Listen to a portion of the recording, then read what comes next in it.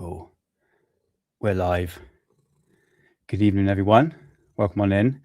Change of plans. Yes, I was going to talk about the Chronicles of the Vril Mediums, but I've changed it up a little bit. A bit more exciting. Yes, the women of Vril, moon structures or base on the moon, as one would say, and obviously UFOs. So, nevertheless, let's do this.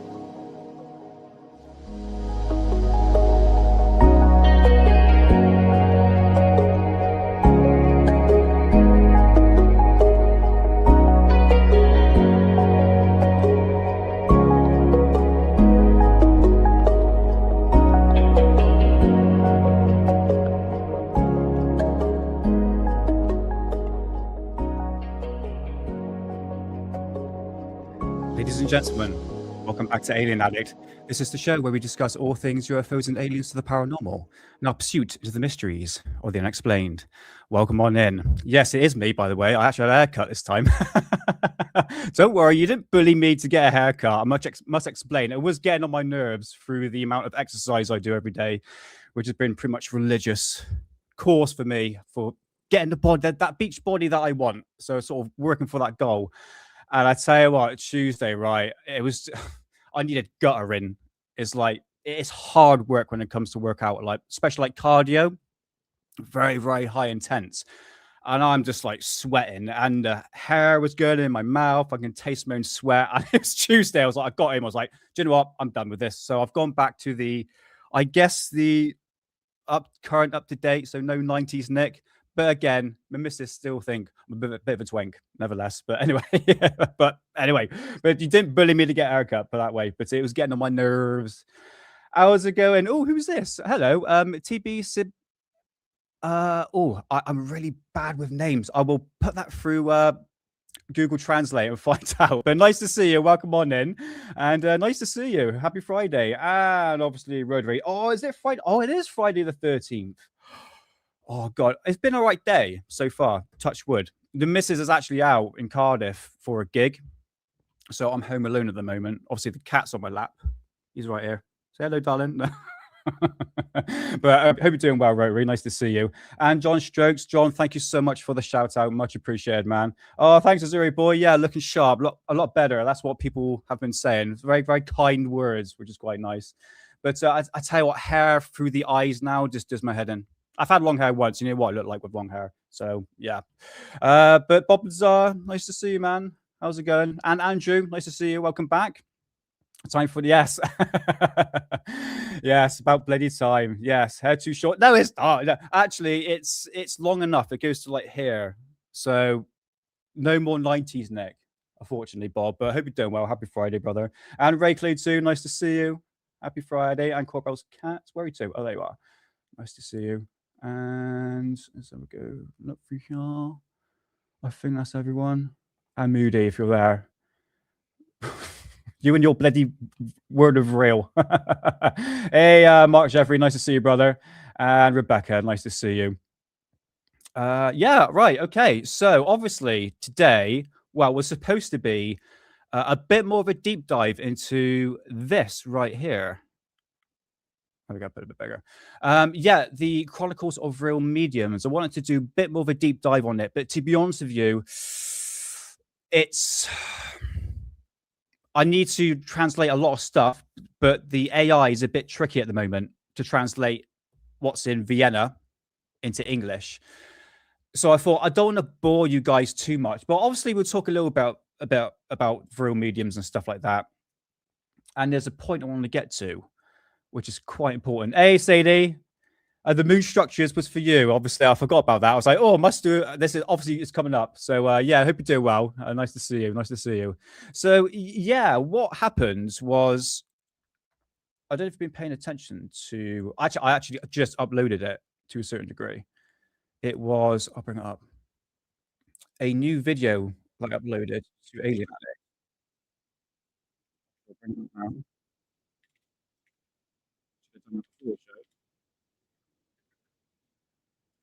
And it's to do with more or less websites. Okay.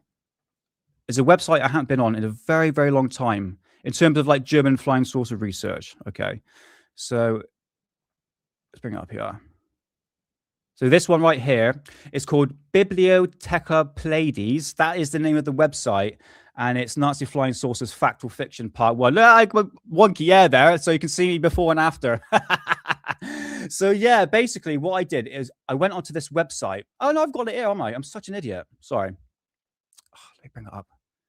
It's a really good website. I used to go back on this around about 2007 when I really start to get into German flying saucers.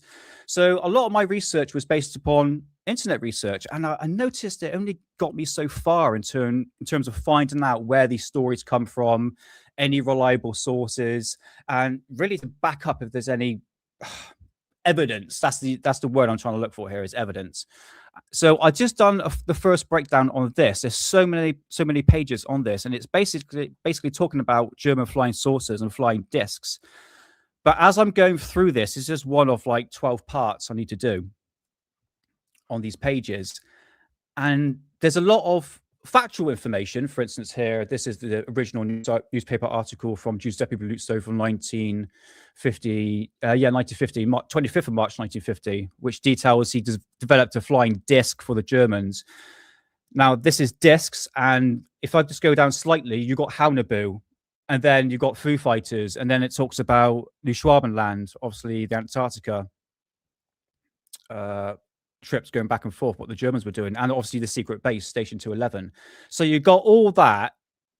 Obviously, George Klein as well, Rudolf Schriever, Otto Hobbermoor, Giuseppe Belluzzo, all of this in one go. And it's just like a cluster fuck of information. It's like, so I went through and basically trying to go through it. I don't want to sound a bit snobby, but in a way, sort of showing you where the stories come from. For instance, the photographs.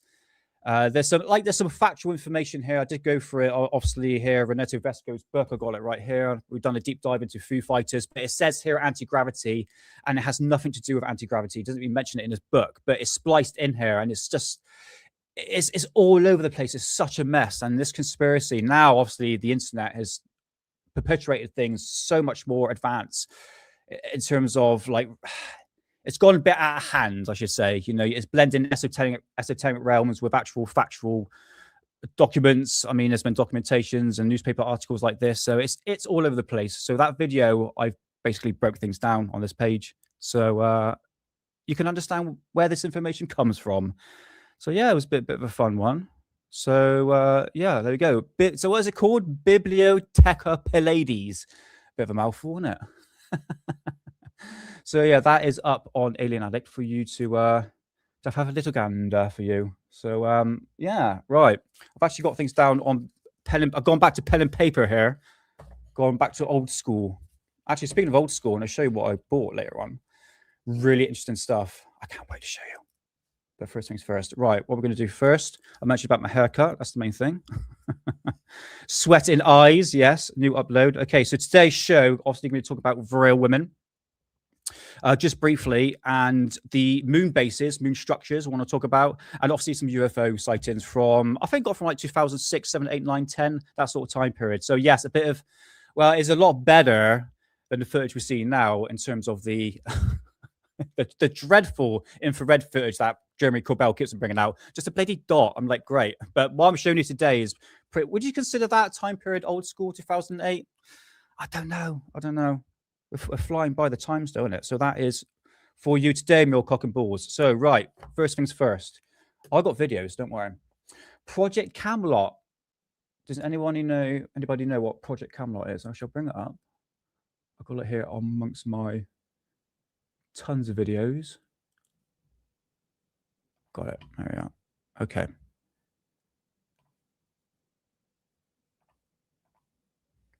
Hey, one true Saxon. Yes, for real women. Yes, we'll get to it, brother. Hope you're doing well. Nice to see you. Yeah, I know that everyone's got a bit of a cake for him at the moment, isn't it? I know the bloody Vril was going to come up. Really nice haircut, Nick. Thank you very much, Moody. Thank you very much. Much appreciated. Yes, we shall be talking about the Vril. Yes. Do you know what? I've been looking for like German UFO content, and I don't see a lot of people doing deep dives like I'm doing. So in terms of like original content, this is it. A lot of watching videos. In fact, we're going to be doing that now. So I know what I'm talking about. But you know, with my research and everything like that. So yeah, I'm just going through chat. Hey, Benjamin Music Man, nice to see you. For what I studied when I was writing about back in 09. Oh, really nice. Sweet. Have I missed anyone? Oh, Rebecca. Did I say hello to you, Rebecca? Yeah, I think I did, didn't it? Yeah. Ben, I am going to be in Taunton sometime in like mid-March.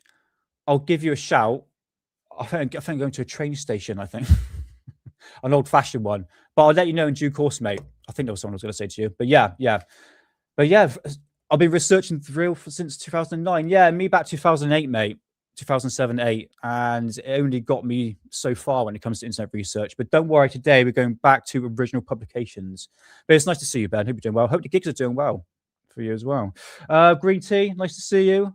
Happy Friday the 13th. I know that's the second person who said that today. A bit worried. It is pretty dark in here. And Comfy Sofa, nice to see you. Right, I think that is it. Brush to one side. I knew I was coming, but my missus still think I'm a twink, though. So yeah. Right. Okay. So let's bring up Project Camelot. Where you do? So William Tompkins has been making a round recently on social media. If you don't know who he is, he was. Well, I'll tell you what. We'll let the person explain. Oh, hold on, here it is. William Tompkins, or William Mills Tompkins, is one of the most important witnesses to come forward, revealing details about the secret space program and human interactions with ETs. He details the German alliances with reptilians and Dracos and the infiltration of NASA by these beings, as well as positive contributions by Nordics and our space programs over the decades since at least 1920s or perhaps earlier. Right, I'm surprised I've read that all the way through. This is the thing, right? William Tompkins didn't really come into the public eye. 2012, 13. I mean, how long ago was this? 2021. Hold on. And you know, the stories of German flying saucers has evolved over the years since the birth of the internet. And I urge people who are new to Alien Addict to really go through the playlist that I've got for you. It's over 20, I think about 20 videos at this point, detailing the timeline of this German flying saucer, Nazi flying saucer, UFOs, you want to call it, conspiracy in chronological order, so you can understand where the stories began, all based upon original research. I mean, it's not internet research, this is publications that I bought over the years. But then we got to William Tompkins, and the things he was saying doesn't match up to the original source. And I want to just going to play a clip here, and then eventually I'm going to go through the original publication to show you where the stories come from. Yes, he is the wig man. I think I might have shown that before, John, but it's not the whole thing. It's just briefly, just really briefly what he says. And then we just want to go into what he claims here. But it's a bit wacky, you know, it's a bit too conspiracy theory and not a lot of, you know, evidence to back up anything he says. A lot of ums and ahs. I think we're already here. Okay. They specials. Yeah. They didn't. Ray Inman, was he Liz? Yeah, and organization. Actually, I should say guess from Project Camelot. And Okay. I am here today with a very honored guest. Actually, I should say guess. But Michael Schratt is joining us, and he's going to be helping to... I like Michael Schratt. I'm quite surprised he's actually here in the interview because Michael Schratt's very level-headed. Obviously, he's a journalist into aviation and basically finding what the military is dealing with in terms of their technology, whether or not it's actually reverse engineered or some sort of advanced aircraft, like we talked about the Aurora. And I'm pretty sure Michael Schratt actually talked about that. So he's very knowledgeable in terms of that field of research. But I'm quite surprised he's actually here for what he's about to hear, because it's a bit all over the place. But again, it's just a couple of minutes what William Tompkins is about to say. To ask some good questions to our very honored guest. And this is Bill Tompkins. And he is a phenomenal individual and a very courageous individual. And it's rare when you get someone like this who will come forward and tell the truth. And we've been waiting a long time for this, let me say that.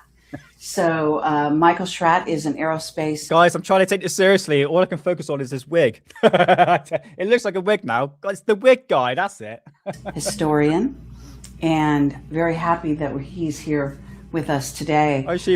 He has a very thorough background in aerospace history, and so that's going to be a lot of help, actually. You may disagree with me, but I think you might be the first witness to come forward in the area of the secret space program, black projects, and who is actually, in a sense, sanctioned, being backed up by a section of the military, I would say.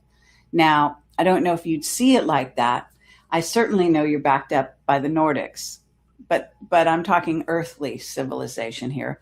And I think in that case, maybe the Navy is behind bringing you forward, but I don't know if you're actually willing or even able to elaborate on that.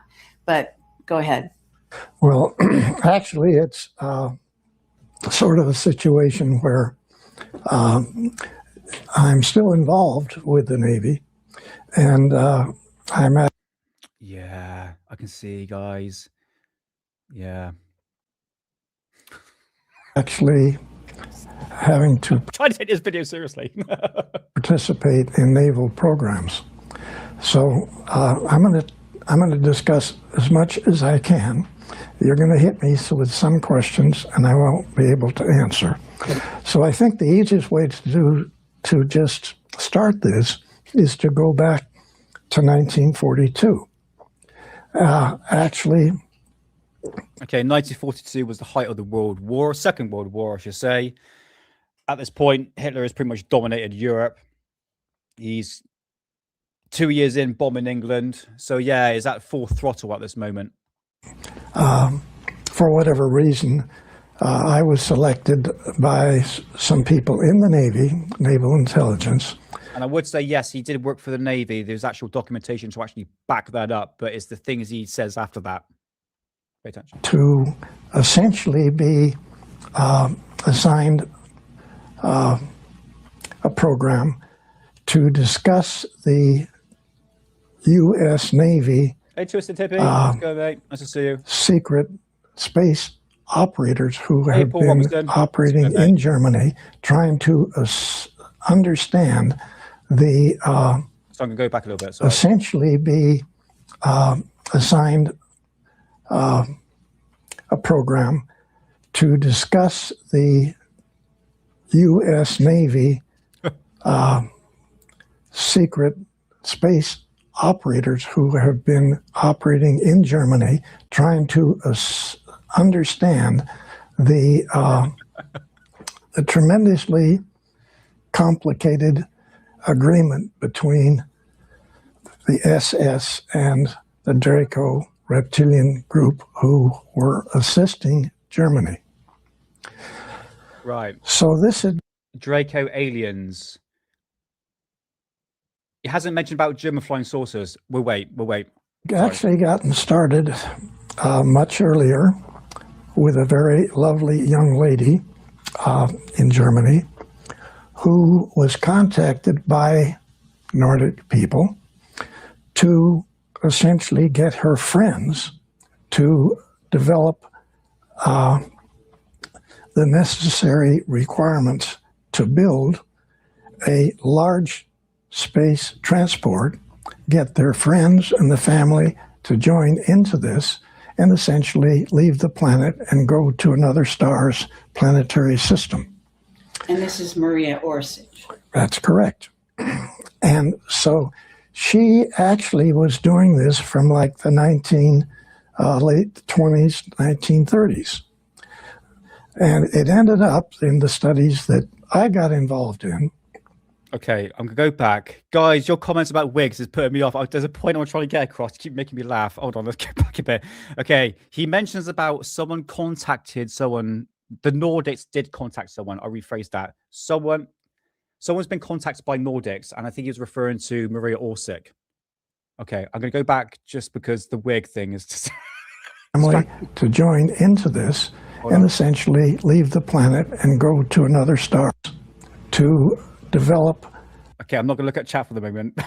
The necessary requirements to build a large space transport, get their friends and the family to join into this, and essentially leave the planet and go to another star's planetary system. And this is Maria Oršić. That's correct. And okay, so we all know who Maria Oršić is. I've talked about her like God knows how many times. Oh my God, I have dreams about her. So, not in a sexual way, but you know, it's just because I just research her a lot. Weird. She actually was doing this from like the late 20s, 1930s. Oh, okay. And it ended up in the studies that I got involved in with the information from the operatives Navy operatives coming back from Germany into Admiral Ricobata's secret conference room at the top building, Naval Air Station San Diego. He's commander, Naval Air Station San Diego, but he has a hobby, okay? And this hobby is roughly 28, 29 naval operatives. I think I missed the point because you keep talking about the bloody wig.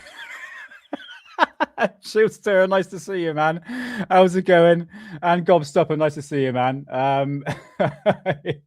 Yeah, honestly, I'll get to it. There's a point. He mentions Nordics and Maria Oršić, and that was the point I wanted to get across. And it was just the wig thing that caught me off guard. Hey, John, nice to see you, brother. How's it going? Nice to see you. Happy Friday. Oh, God. Bloody hell, guys. Absolutely hilarious. Yeah, at least, yeah. I think I might have met Kerry at a bloody conference a few years ago, I think. Right, okay, I've got to go back. He talks about Maria Oršić and Nordics. Hold on.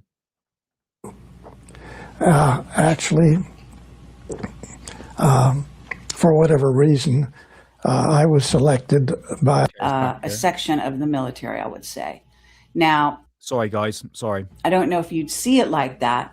In that case, maybe the Navy. Actually, it's sort of a situation where I'm still involved with the Navy, and I'm actually having to participate in naval programs.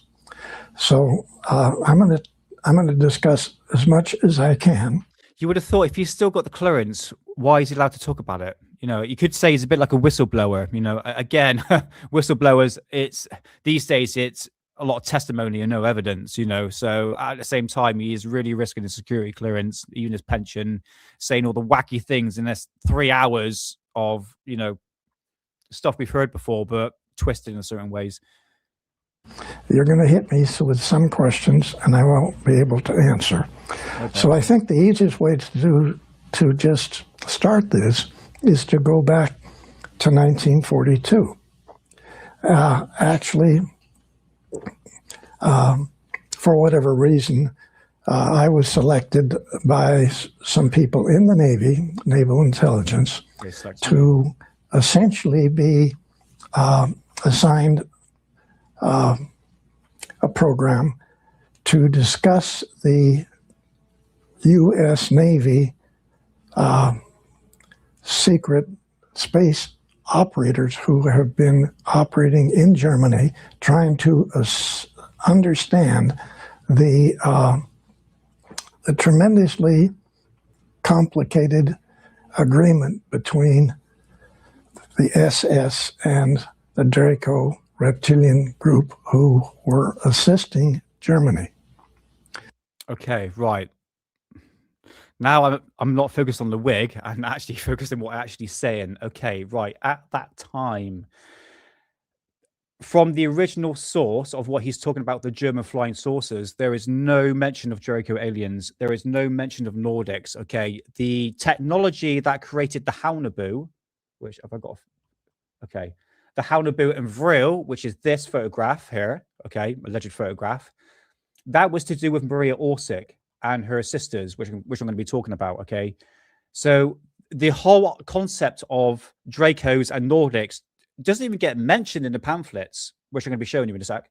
But again, I just don't understand where this information is coming from. He's like, he knows like the basic story behind Maria Oršić just through a quick Google search of her, and just added Draco aliens. And I'm going through the original source and I'm going, well, there's no mention of this. Where is this coming from? Do you know what I mean? It really doesn't make any sense. And this is to do with the technology, the flying saucer technology. So this had actually gotten started much earlier with a very lovely young lady. Okay, he's talking about Maria Oršić. In Germany, who was contacted by Nordic people. Okay, right. How many times have I talked about Maria Oršić? When's Nordics ever come up? None. No one talked about Nordics because they're getting confused by the Nelson brothers. You know, if you go back a few streams ago, you understand that reference. But basically, long blonde-haired women is the same as the Vril mediums. It's the same as the Nordics. So it's like, oh, Nordics look like Vril mediums, so they must be the two together, and not really understanding the full story. Which obviously, if you go to part 7, I talked about Maria Oršić and her sisters, which I'm going to briefly talk about today. And that was a massive deep dive into that. That was like the true original story of her upbringing, of Maria Oršić, like the whole background. I don't know where Nordics come from. Am I missing something here? I've put this through Grok and everything. I've like try. I mean, we'll get to Grok in a minute because it's the last minute ditch attempt for me to say, right, okay, where does the word Nordics come in? In fact, I'll bring it up in a minute. Hold on. To essentially get her friends. Her 7 medium sisters. I mean, for instance, people talk about Sigrun, but the key figure of Maria Oršić is actually Trauta. Tauta, I think her name was. It's the German pronunciation for it. Tauta A. And no one talks about her. To develop flying saucers. The necessary requirements to build a large space transport, get their friends and the family to join into this, and essentially leave the planet and go to another star's planetary system. That was this is Maria Oršić. Okay, so that you could have mentioned the actual name of the planet. It was called Aldebaran. So that's just a brief claim from the sky. I'm just going to play just a couple more seconds. That's correct. And so she actually was doing this from like the late 20s, 1930s. And it ended up in the studies that I got involved in. Okay, then he's connected himself into that. Okay, right. So that is the clip of William Tompkins. I'm very dubious of any information that comes out from these people because knowing the background result of the research that I've done into Maria Oršić, going back to the original source. In fact, I'm going to bring it up now so we can actually show you what it is. I'm just going to go through my notes here. It's kind of weird working with pen and paper this time.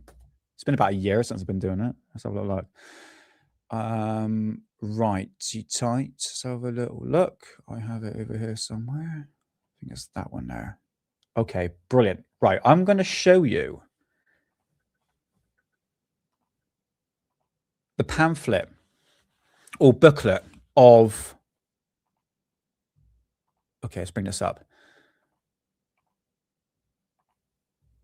Okay, we're all here. Okay, I'm going to bring it up a bit bigger because it's very, very important for you to see this.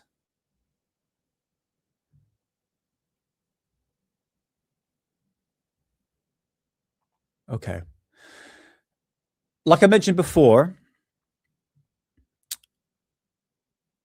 the true origin of Maria Oršić, the expansion of the Vril Society, and the birth of the Haunabu and Vril flying saucers is based upon an organization called the Tempelhof Gesellschaft.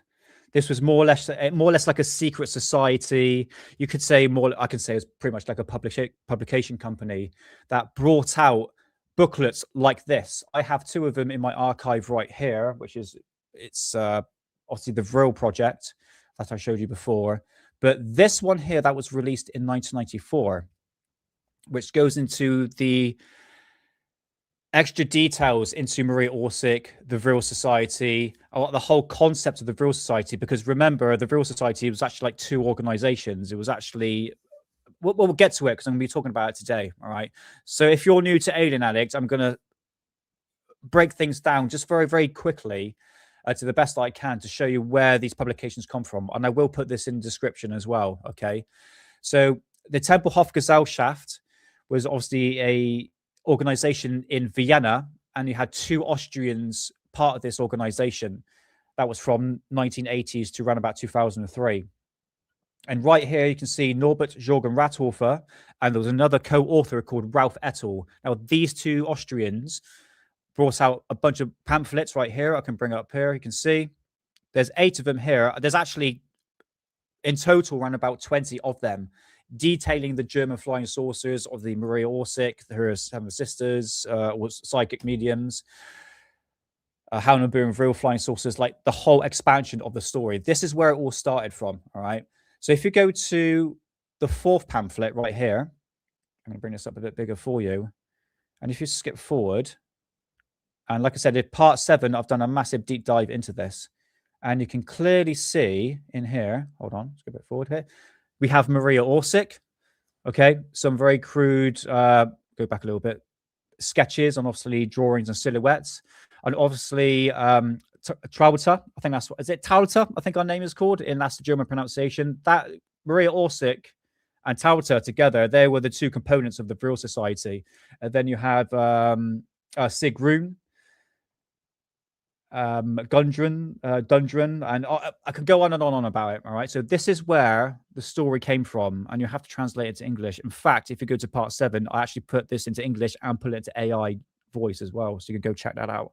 But this is where the stories began, guys. This is it. You want to know about Maria Oršić? This is where you got to start from. And also those 2 Austrians, Norbert Jürgen Rathofer and Ralph Ettel, co-written 2 documentaries called UFO Secrets of the Third Reich that came out in 1994, and UFO Secret German Flying Saucers of World War II that came out in 1992. There was also another expansion of that documentary called The Third Reich Strikes Back, which is a German version of the previous documentary that I just showed you. And I don't have 5 copies of that on VHS tape.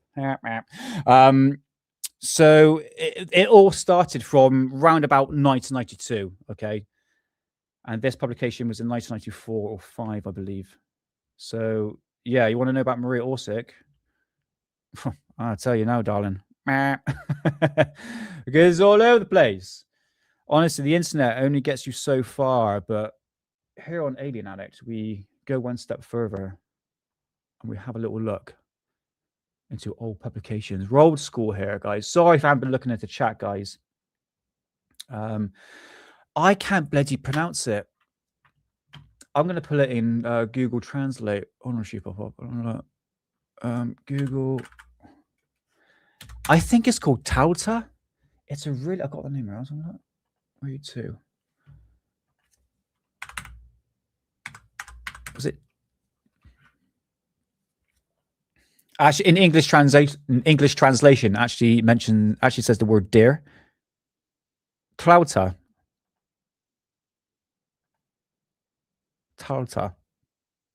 Yeah, that's it. I'll put it through Google Translate in German.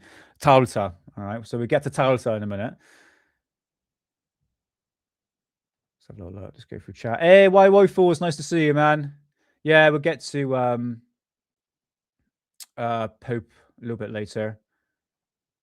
And please be nice, guys. Honestly, for fuck's sake. Dan Peters, nice to see you, man. Okay. I know we like to have a laugh, but what's happening with Nick Pope isn't a funny matter. All right. I actually feel sorry for him. I really do. What is the best book about Maria Oršić? All right, Sadie. I would say this one. I'll tell you what, Sadie. What I'm going to do now, I'm going to put that in chat. Or check out part 7. All right. And also the Vril project as well, which I will. What can you do? I'll just private message you on X, because I can bombard you with a lot of stuff, Sadie. So I could give you a massive amount of resources into this. So what I'm going to do today, just quickly and briefly, because like I said, guys, it's going to be all over the place today. Going to get Maria Oršić and her sisters out of the way, and then we get into some moon bases, and then some UFOs. Right. Okay. So this is the publication that I showed you not long ago. All right. Let's bring it up a bit bigger here. There we go. Okay. Maria Oršić. Okay. There's a very crude copy of a copy of a copy of a copy of a copy splashed onto this page. So it's very grainy. It's the same with the Haunebu flying saucers. Let's take that bloody banner off this thing. There you go. Right. Let's get into it.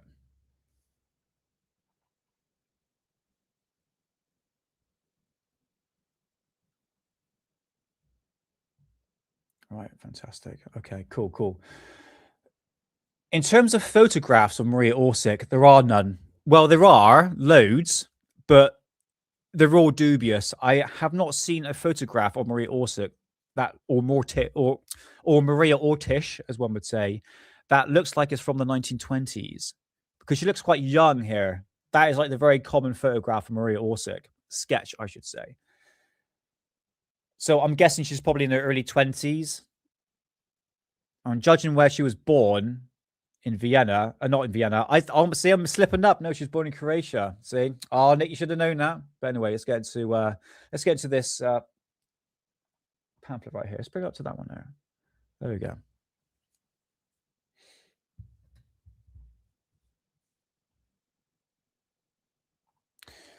Let's bring my notes up. There we go.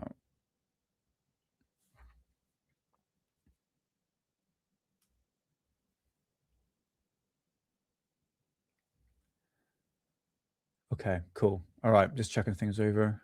We can see that on the screen. Fantastic. Really tight. Okay.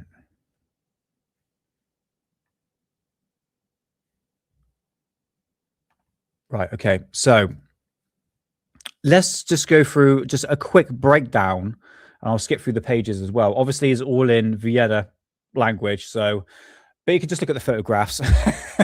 All right. So Maria Oršić and hold on, I'll tell you what should I start with actually?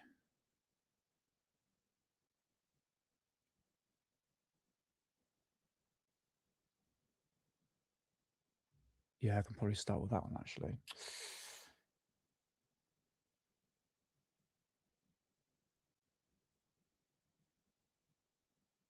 Yeah, okay. All right. So what I'm going to do is do that instead. Yeah, sorry for the silence, just getting things in perspective.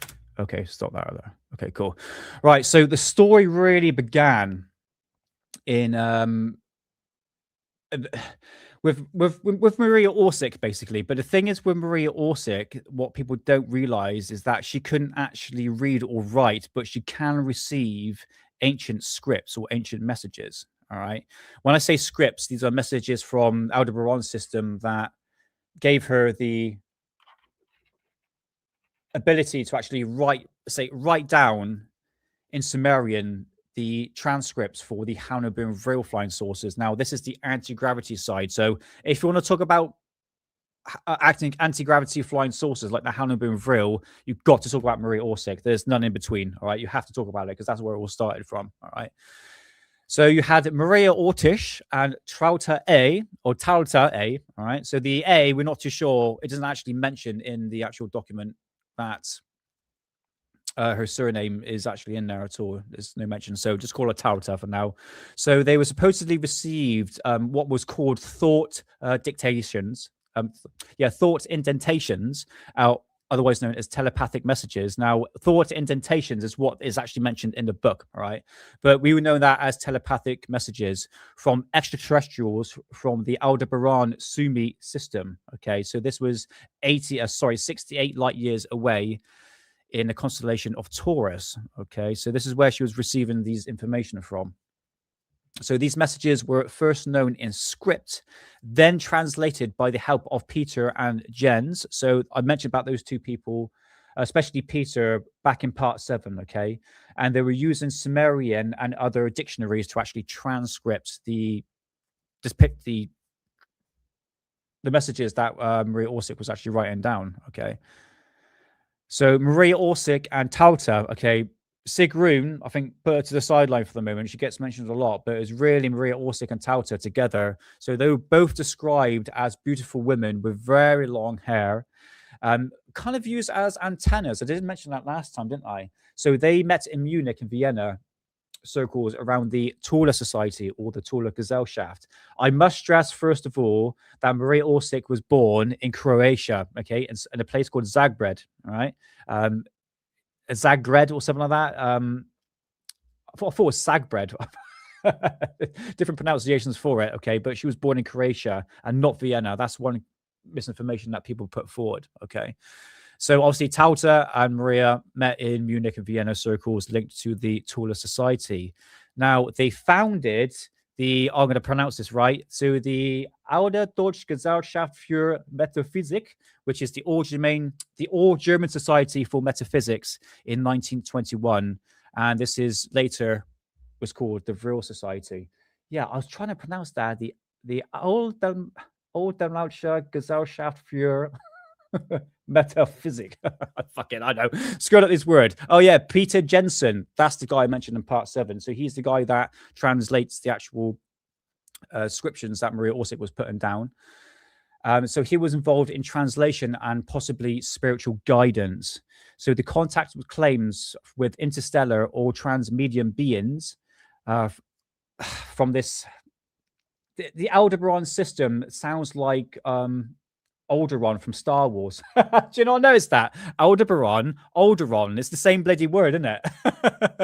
But again, the Star Wars reference was back in the 70s, and this really came in fruition in around 1992. Sorry, guys, if I'm not paying attention to the chat. I'm going to have a look now, just see if I missed anybody new come in.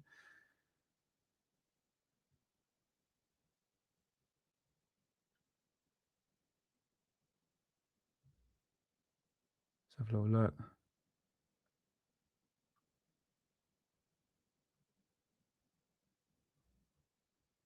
Okay, let's have a look. Let's go back to, let's go to Talta. Here we are. Here's a depiction of her. There we go. So this is Talta, obviously long blonde hair as well. Known to be stunning, as they all are.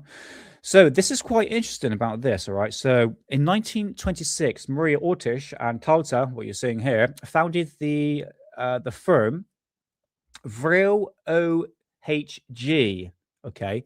So Vril OHG, so the OHG is basically an organization back in 1920s and 1940s. This was known as an organization.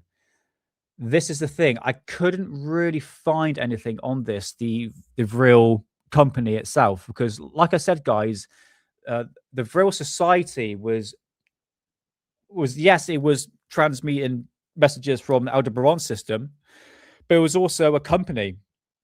developing advanced technology. All right. So H.L. Schumann gets brought up a lot of this stories as well. So the Vril Society was a company that had, this is according to the original source, so had 16 employees by 1935, including Professor, oh my God, I'm screwing my words up today, guys. Professor W.O. Schumann, and he's a physics at the TH in Munich. And he was portrayed as the key figure of scientific figures testing magnetic apparatus and working with high frequency tech. Now, the company allegedly focused on anti-gravity and motor development influenced by channeling knowledge, okay? It's all to do with the channeling. The messages that Maria Oršić and the Vril Society was getting from this 28 light years. I'm just trying to think here. I'm sorry, I've got my notes all over the place at the moment. Okay, I'm going to put that there, and I'm going to put that there instead. Okay, cool. All right. Everything is in order. So yeah, again, it's all to do with receiving the communications from the Aldebaran system. 68 million light years away. No, 68 light years away. Take the millions out of it. Okay, so continuing on. So the logo, this is it, the Vril logo. Have I got it here somewhere? Let's have a little look. Yeah, there we go. That is a typical Vril logo. It's almost like a lightning bolt, kind of. But we refer that as a rune, hence the word Zigrun. All right. So the rune you can find on the German flying saucers flying about in the photographs with the two lightning strikes, and that is known as victory in the rune mythos, basically. And I know the Germans actually adopted that amongst obviously the swastika, which is technically a Hindu symbol. They just inverted it, basically. It's actually a good luck symbol all around the world. So, but anyway, back to this Vril symbol right here. There's many. Again, I cannot trace that symbol back before 1992. This is it. The Vril project, which started this conspiracy, which I have the publication right here. And I know I cannot find that anywhere else before 1992. Obviously, talking about the Vril symbol here. Okay, so the logo symbols obviously describe images of basically a V shape or rune in black and white, silver, and lilac colors. In 1941, the anniversary emblem shows two women portraying with the Vril symbol, which I'm showing you right here, which is called the Vril Gesellschaft. So when I say the word Gesellschaft, it means organization or society in German. All right, so society is Gesellschaft in German. All right. So technically, the Vril Gesellschaft, Vril Society, began in 1921 to 1941. I mean, this is according to the original publication. And it's saying something right here. That STM archive, there's no mention of that on the internet. Cannot find it anywhere. Maybe you need to contact the Tempelhof Gesellschaft. But again, I've been told not to because they're very controversial figures.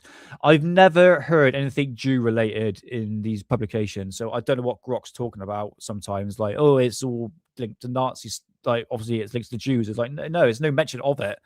You know, I'll be bloody obvious because again, it's a very controversial figure because we're dealing with Nazis here, you know what I mean? So that's the logo. So the key figures of this, let's bring up Maria Oršić. Where are you two, darling? Where are you two?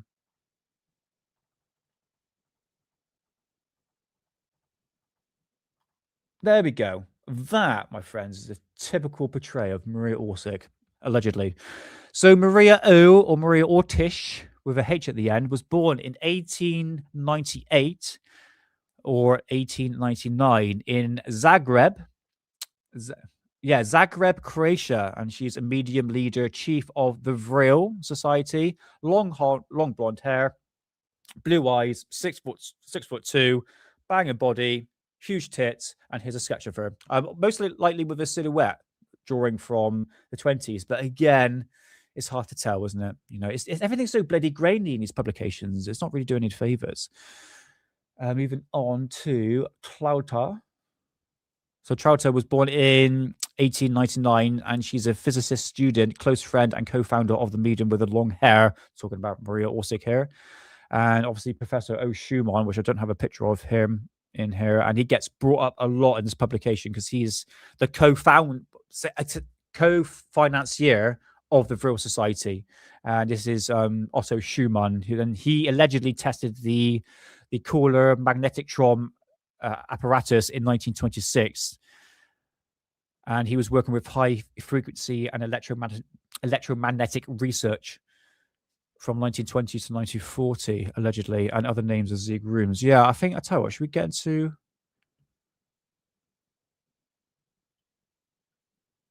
Yeah, it's actually worth mentioning that. Yeah, I think it's actually worth mentioning that. The fact, have you heard of the Focke-Wulf? So the Focke-Wulf was basically like the first helicopter that was developed by the Germans. I don't have I forgot a picture of it here. No, it's fine. But basically, it's a helicopter, a double-bladed helicopter. And apparently, the Vril Society was actually part of developing that, or the financier of that.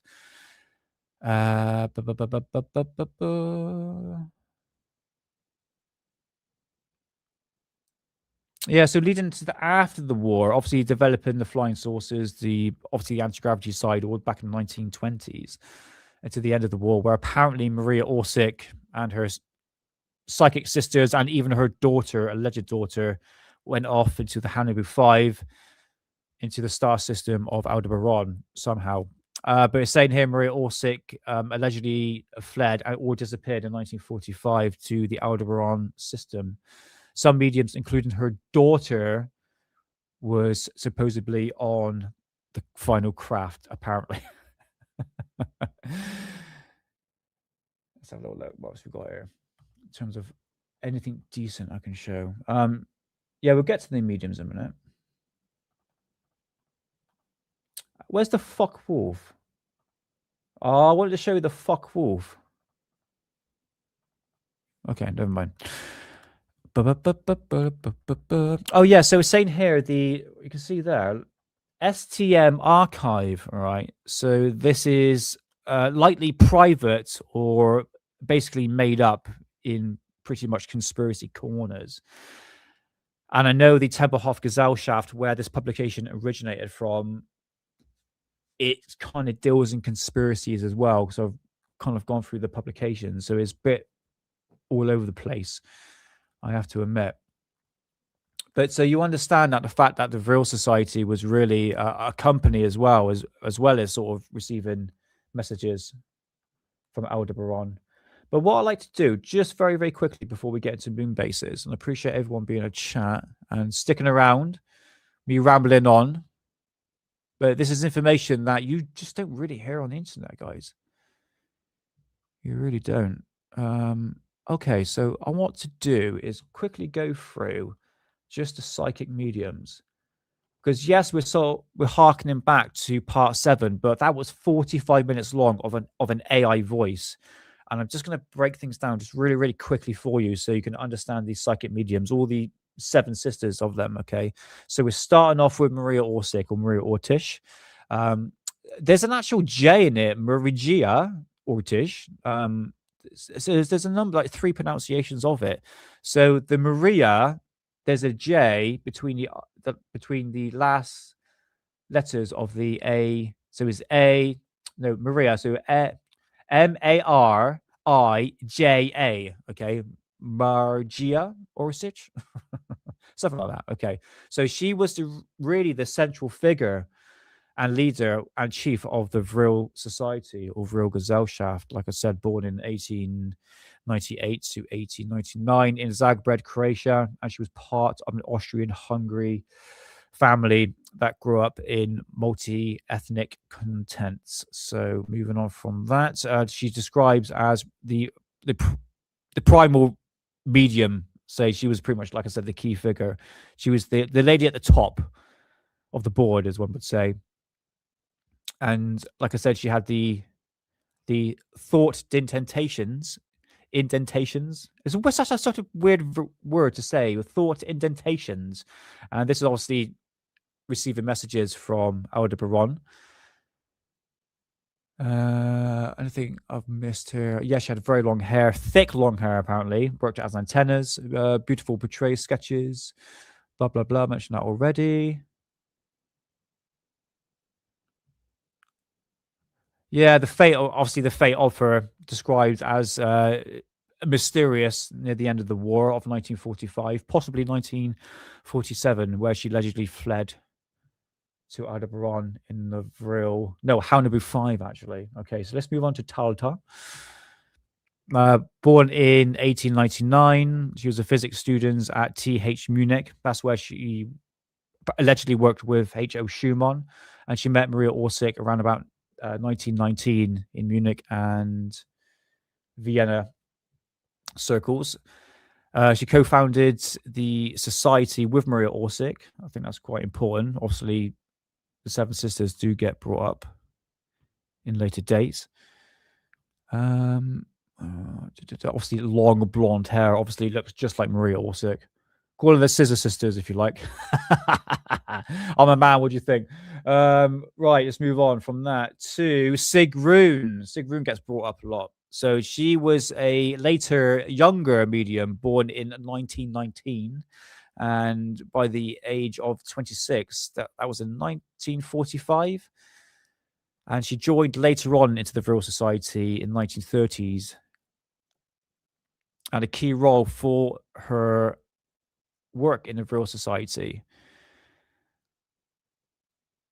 was to organize the other psychic mediums around. So she was pretty much like the, not to say co-founder, but I think third in command, as one would say, basically. All right. Obviously, again, long blonde hair. No, I think, did she have long blonde hair? I didn't write that down. No, I didn't. Sorry.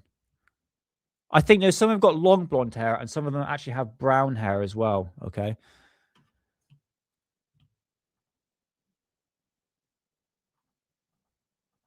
Okay.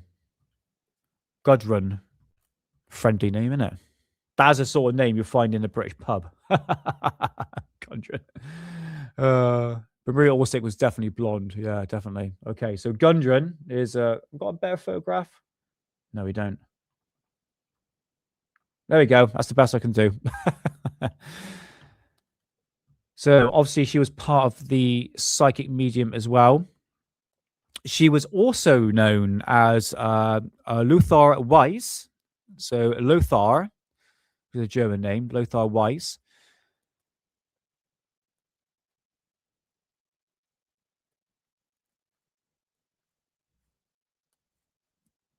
No, I just repeated the other thing that I just said before.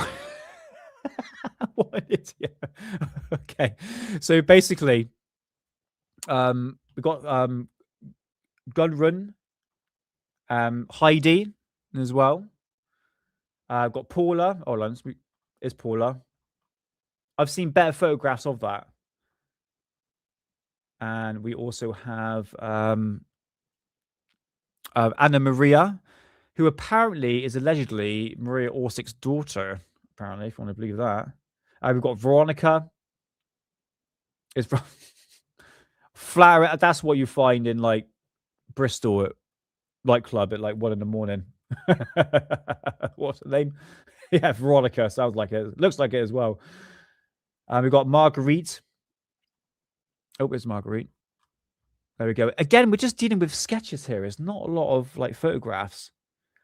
And apparently, the lady herself, Greti, is it Greti?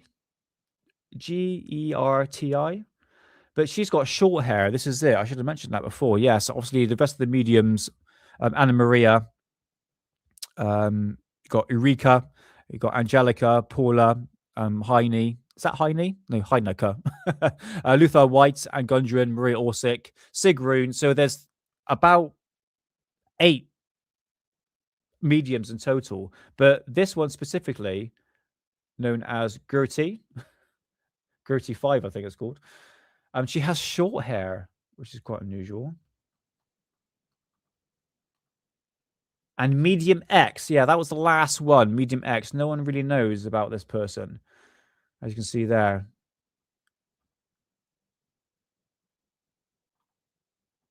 I think that's it. Is that everything? Yeah. So that's allegedly Medium X. So there's not a lot of information. They in this booklet, basically, in this page right here that I'm showing you guys, is basically going through the mediums themselves, but there's not really much information. It's just talked about what they look like, what they dealt with in terms of the Vril Society, but it's all just working together and actually channeling. I think that's the word I should have mentioned, is channeling together to receive these messages, to create a flying device, which we know as the Haunabu, and even a time travel device as well, which has nothing to do with D. Glocker, right?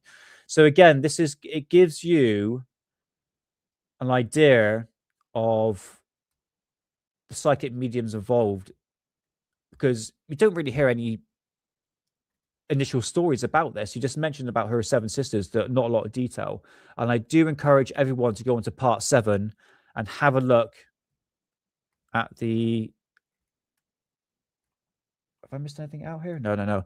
Yeah, so what I did, I translated everything here in AI. I know, fortunately, but I had no choice because it's all in Vienna language. Translated it into English and had an AI voice actually read it out. All right.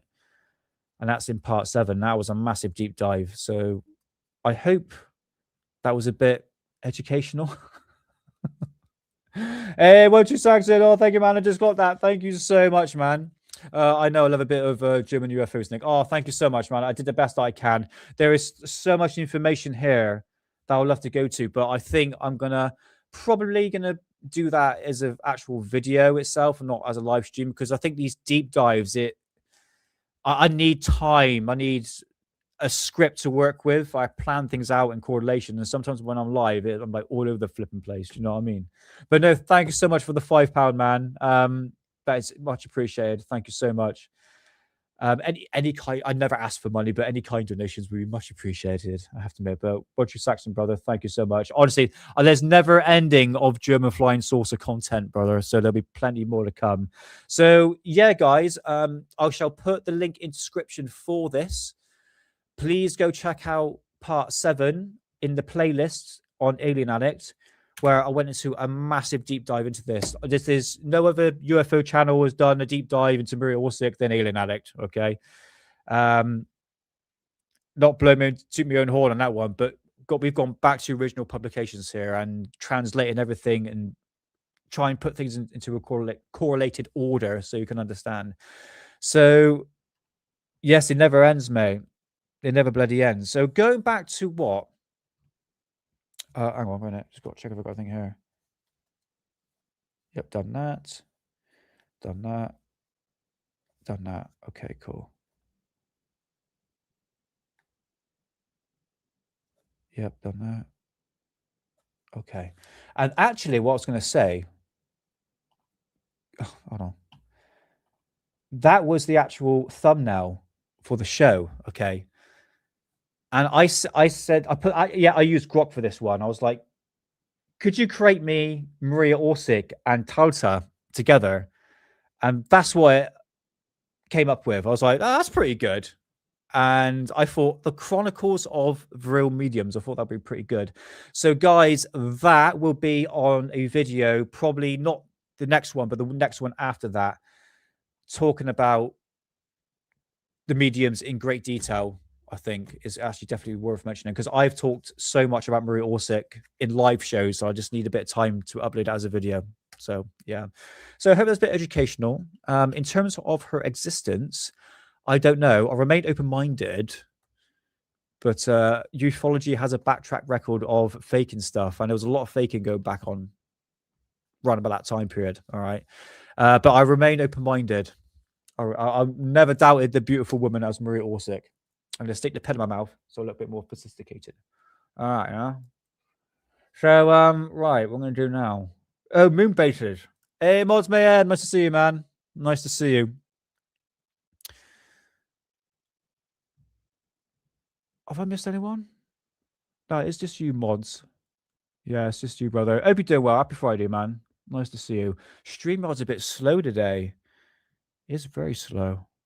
Okay. All right, well, we're going to move on to moon bases. Tick.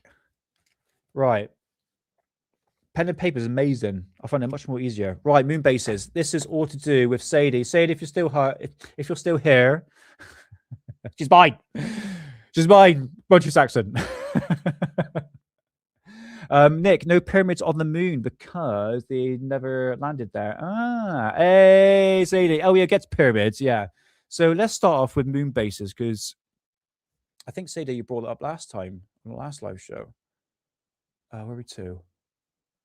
Where are we to? I think, is that one now? Yeah, that one.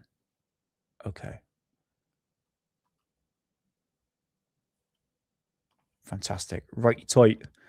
Let's bring this up. Let's bring up Grok, because I did save a few Sadie's posts on here. So thank you very much, Sadie, for giving us the content today on Alien Night. What are we doing here? So this, the castle. Yeah, this is immensely fascinating.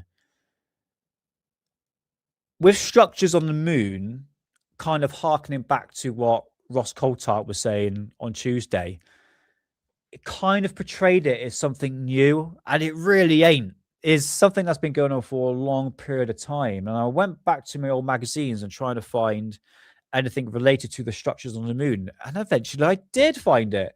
But anyway, let's just quickly just go through just briefly through the photographs here of what Sadie's put on X. So go, if you wouldn't mind, Sadie, I'll be on screen now anyway, so people can follow you if you wanted to. So yeah, go check out Sadie. She uploads some pretty mythical stuff, which is quite nice. It's nice to see. But this is referred to as the castle on the moon. And it bloody looks like one as well, like that. And what else we got here? Ancient crystal city on the moon. I have seen other photographs of that. It's kind of a bit hard to tell. Oh, here we go. Oh, you've done your own work here, Sadie. Yeah, you've added it all up here.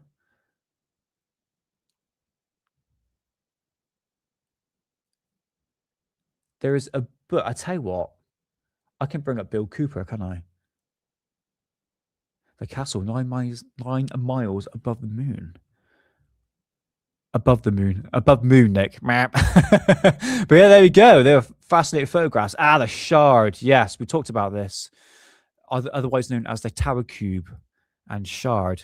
And we'll get to that in a minute. You can see this structure that like pokes out of the ground, and it seems to be quite high. So let's have a little read what it's saying here. But before I do that, I'm going to take a swig of my drink. But what do you guys think as we get through the photographs today?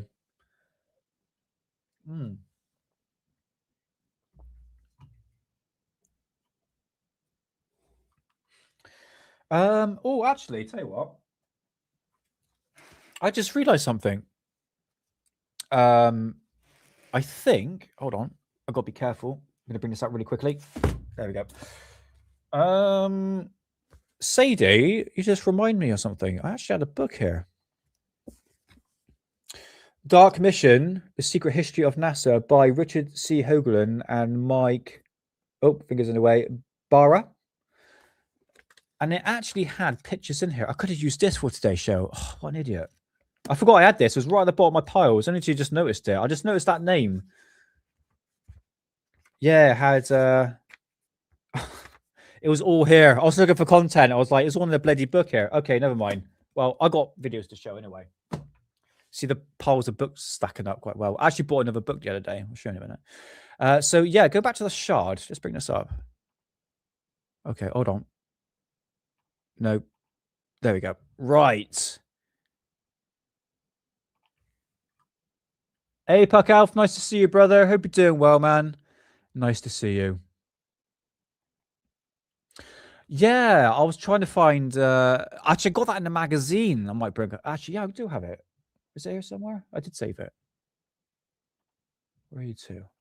Yeah, I got it there. All right, bring it up in a minute. But let's just finish off this. Okay, so the tower cube and shard. All right, so the straight lines in this image are film edges produced by a assembly the final image back to Earth.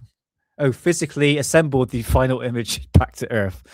The cross-like object, right, in the photo registrations mark placed on the lunar orbit film because of the spacecraft left Earth. Right, okay. Right. I've always wondered about that, actually, come to think about it. So moving on. So this montage of computer-enhanced image from the NASA unmanned lunar mission, Lunar Orbiter 3, revealed two remarkable structures on the horizon of the moon.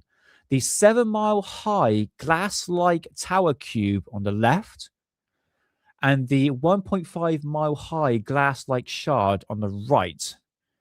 And there we have it. It's definitely a massive structure, isn't it?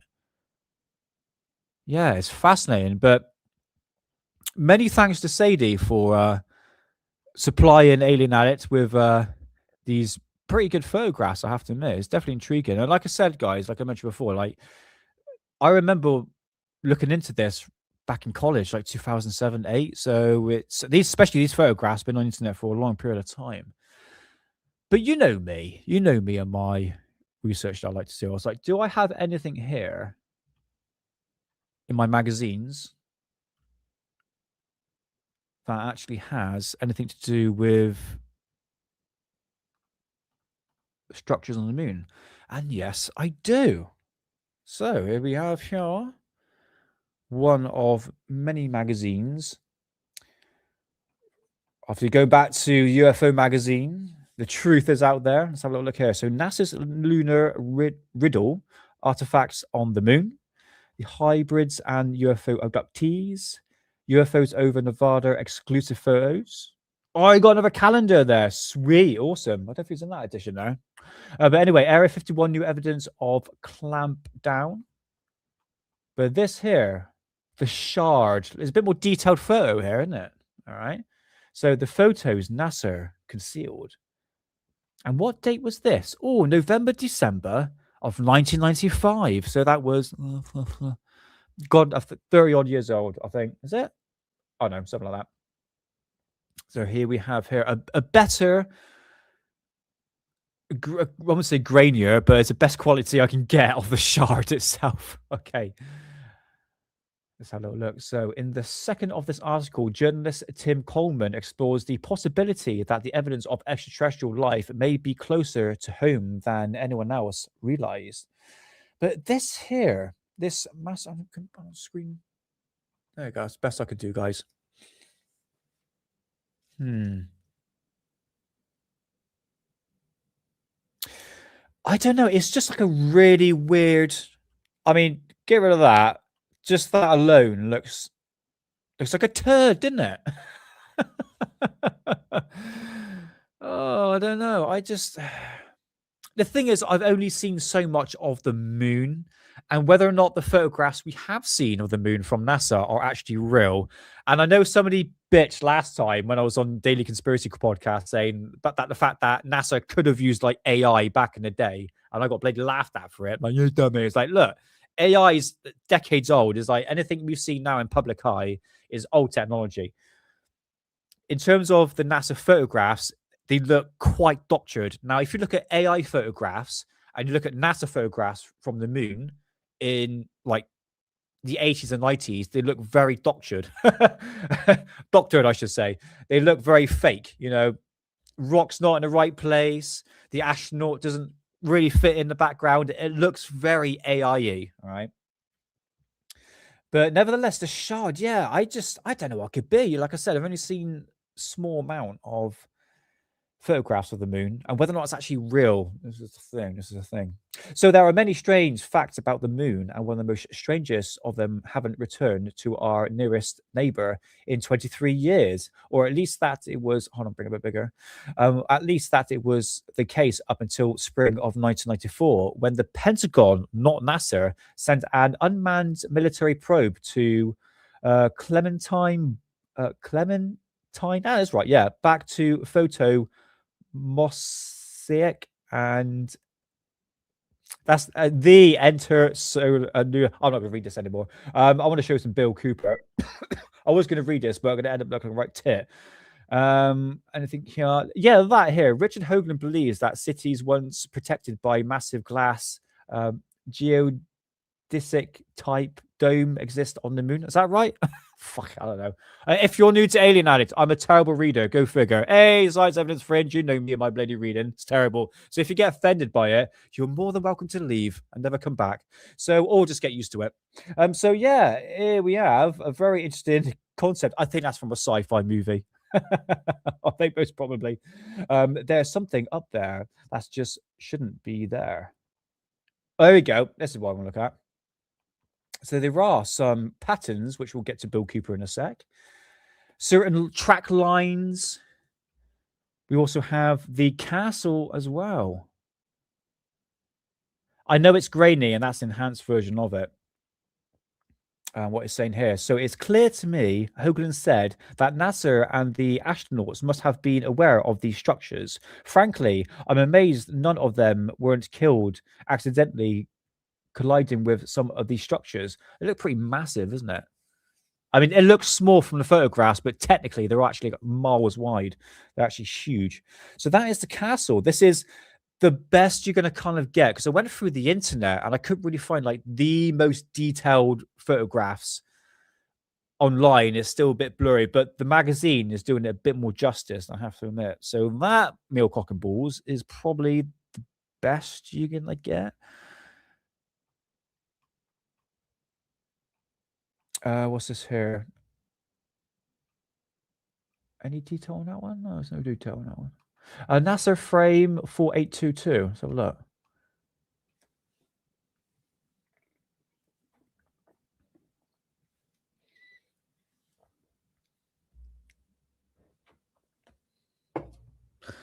Where are you to?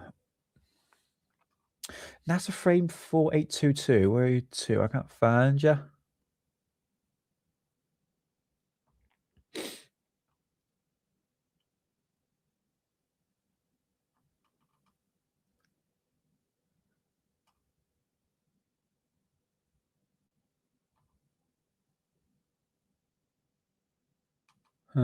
Okay, no, I can't find it. All right. Oh, here we go. Check this out. The shard. Again, the best photographs you're going to find on this structure, this turd-like structure. In fact, no, I'm not, mate. No, I do dip in like in and out a little bit to find the up-to-date stuff, but yeah, because I always keep up to date, but I don't really deep dive too much into X. It's just for the current day stuff, man, really. But yeah, the shard. Yeah, here we go. With a bit of pareidolia, you could say that looks like a face. There's your mouth, open mouth, nose, eye. Does look like it, doesn't it? But anyway, this, like I said, is the most detailed, I think, photograph you're going to get of the shard. It's quite big when you look at it.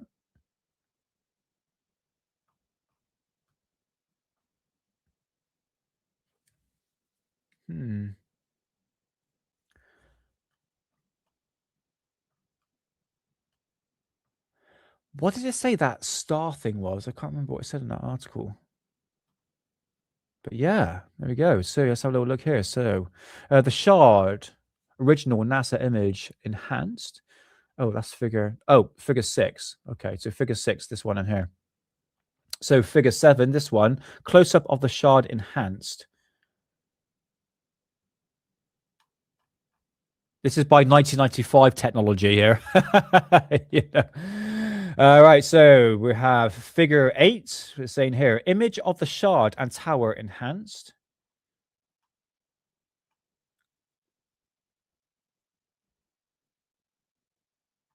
And last one, top part of the shard enhanced to show 3-dimensional reflectivity of glass-like material and illustrate that this is a structurally multi-layer. I don't know. The thing is, with 1995 technology and you're zooming in, it's going to probably even be worse than a potato camera zooming in these days, or even like my phone, which is pretty much up to date. Once you zoom into an object, it gets extremely pixelated, pretty much what you're seeing here. But nevertheless, it's still pretty cool, isn't it? I love these photographs. Look, again, 1995.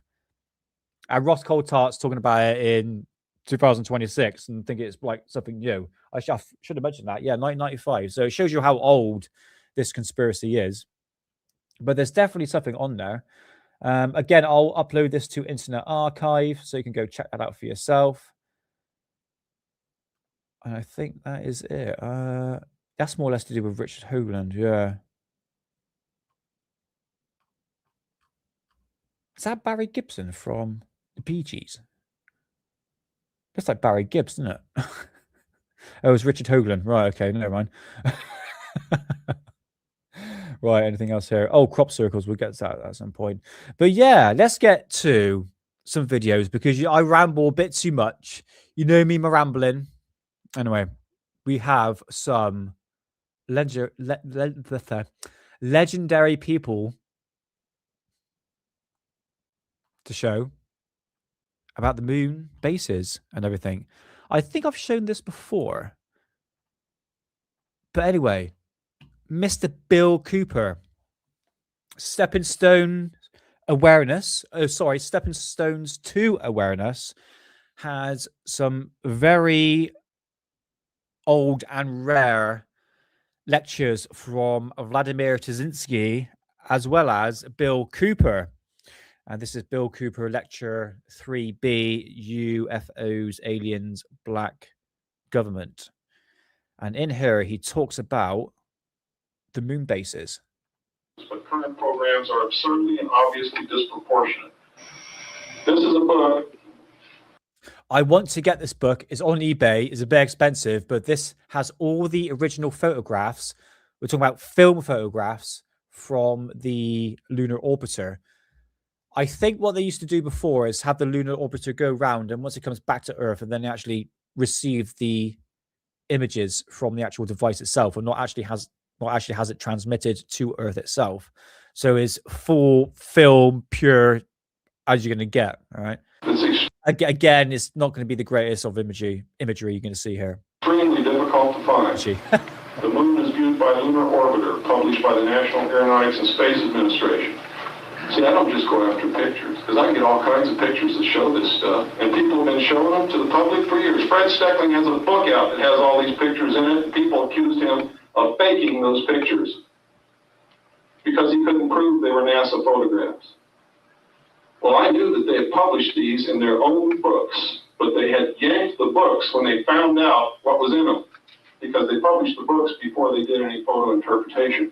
Yeah, we should they were so eager to put out what they were doing in space. But I knew that no matter how hard they tried, they couldn't possibly have taken back every book. We found 2 separate books with the photographs in them, both published by NASA, printed by the U.S. government printing office. This is a smoking gun. NASA can no longer deny that these are official NASA photographs. They can no longer deny that these things are on the moon, unless they want to admit that they faked these photographs, and I don't think they're about to do that. Next slide. Yeah, the faking of the photographs, that goes back to, that's a very, very old conspiracy. And I do believe they have done that because, again, NASA got a backtrack record of faking stuff for the past God knows how many decades. And when it comes to their photographs, I'm very dubious. Honestly, go back to the photographs from like the 90s and 80s. They look super fake. Like, you know, like an AI image now, it looks fake. It's like that with NASA photographs. Honestly, just have a look. I'm not joking. I'll tell you what, I'll bring it up for the next show, probably on Tuesday, and show you. And you look at it going, yeah, it looks fake as fuck. Now, it looks too pristine. I've got to show you to actually, so you can actually understand the concept. I'll bring it up probably on the next show. That's a look. Can you focus that, Stan, any better? What you're looking at, what that arrow is pointing to, hey, Black Dot, is a machine inside the inside wall of that crater throwing material out. You can see another crater to the right that was mined already. See how artificial it is? It's an artificial crater. It was dug by a mining machine. Next slide. Now that'll blow your mind. Down inside this crater, you can see some artificial constructions of some kind. We don't know exactly what they are, but they are not natural. You see some kind of a construction here with a ramp going up to the top. Again, apologies, guys. It's not the greatest of footage, but hey, it's Bill Cooper. I love a bit of Bill Cooper. Top of it. Over here, these are not natural objects that are normally found on the moon. We have no idea what they are.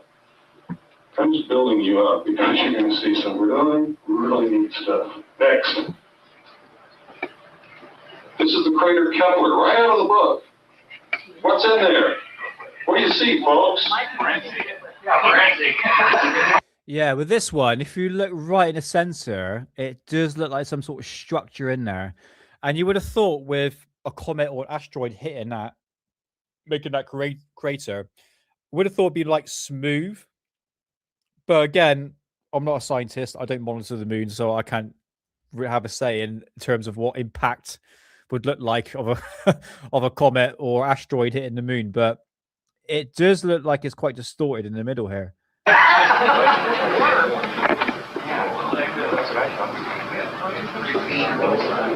can see where the walls of the crater have been cut out with earth-moving machines. You can see 4 domes right in a row. You can see construction down in the center of the crater. Everybody see the domes? No, where are they? Straight domes on that Oh, side. that's it. Straight domes. 1, 2, 3, 4. All right in a row. Have you talked to anybody that's been up there? I tell you what, he's taking this from that book. I'm gonna have a little look on eBay for this specific book because I need a really good close-up shot on this. I mean, it's again, this was taken by a camcorder in the 90s, so it's not doing any justice with detail here. No, just some of the astronauts that landed on the moon. Off the record, they have told me some of the things that they have seen. On the record, they will not admit to anything. And I can't repeat what they said because they'll just call me a liar because it's off the record. Next. Look at this. Oh, I love this.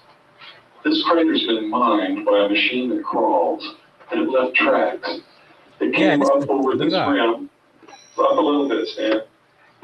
Came up over this rim, crawled down, mining as it went, around, crossed itself, and went back up over that rim. That was a boulder.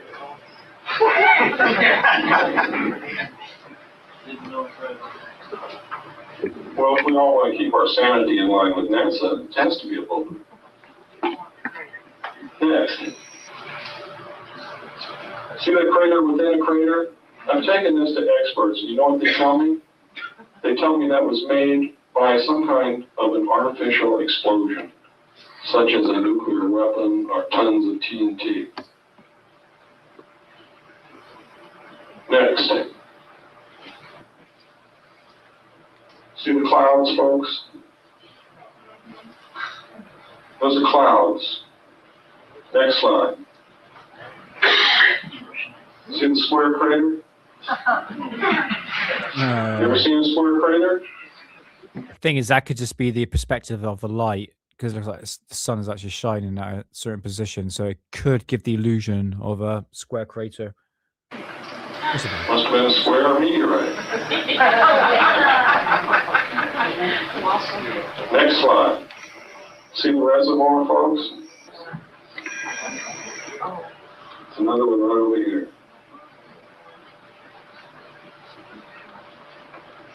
Next slide, please.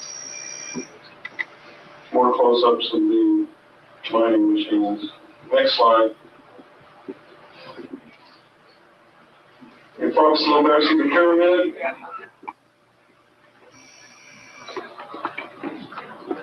Next slide. It's or what? I forget. Is this Copernicus also? These are all in the book. These are in the NASA book. Yeah. See the cross? See the building? See the pyramid? The bow. The documents that I said, they found the ruins of an ancient civilization that had at least reached the Bronze Age on both the Moon and Mars. Oh, it's kind of hard to say. I mean, yeah, I guess, but the thing is, you got the light and shadow working together, and it can give perspective of a pyramid-shaped, especially that there. Yeah, interesting. Huh? Next slide. This is Mars, ladies and gentlemen. There's a couple of things, several things in this photograph that I want you to pay attention to. See the terracing? NASA claims that that's wind erosion. I'm going to tell you right now that that's bullshit. That is agricultural terracing. Hey, Moody, how's it going, mate? NASA tells us Mars only has an atmosphere 1/100th as dense as the Earth's. In other words, 1%. In the first place, that's a lie. In the second place, that's not wind erosion. that is either agricultural terracing that was being used at the time this photograph was taken, or it is the ancient remains of agricultural terracing that it was at one time used. That's the same theory for the moon, not the moon, the Mars as well, that there was an advanced civilization there. And but there's one theory that they actually came to our planet and colonized our planet because the Mars atmosphere was in ruins. I heard this, like this galactic battle or something like that. Immensely fascinating, very, very entertaining. But that's just one theory of why there's like some sort of remains of ancient buildings on Moon and Mars as well. But no one really knows where the moon actually came from. It just like appeared here.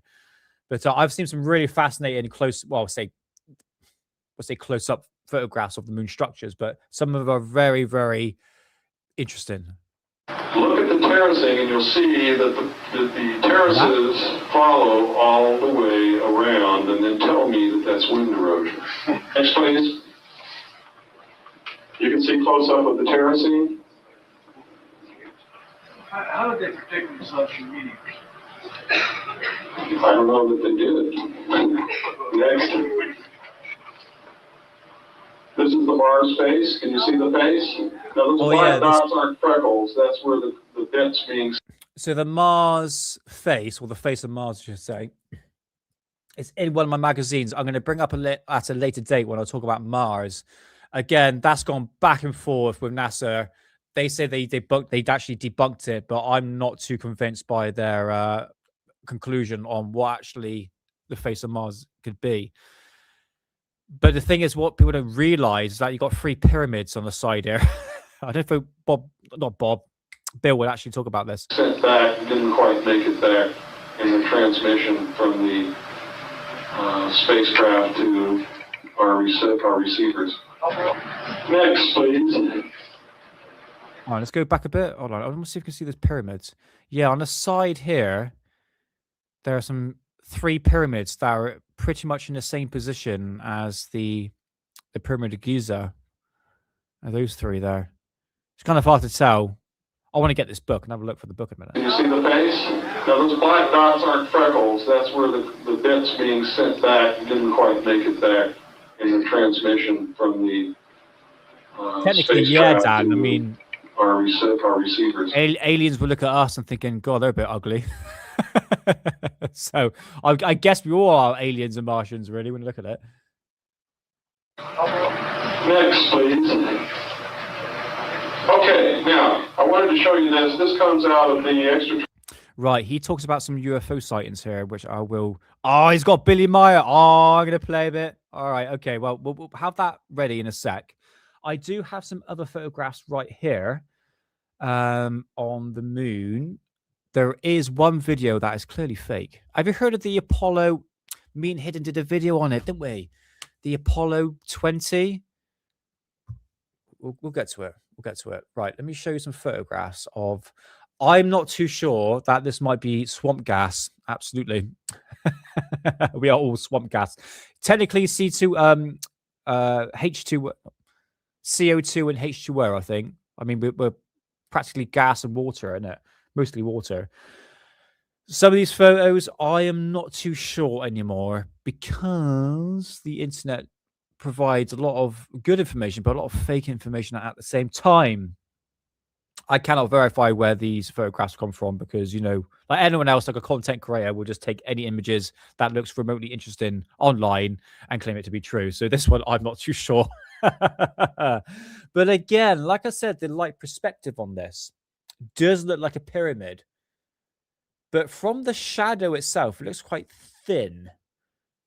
It's not a pyramid shape. Again, the perspective of the sun is going to, especially the shadow here, is not going to give the exact structure of the object itself. But from that, it does look like a pyramid shape, doesn't it? Okay. Don't be fooled. It might be. I don't know. Might be.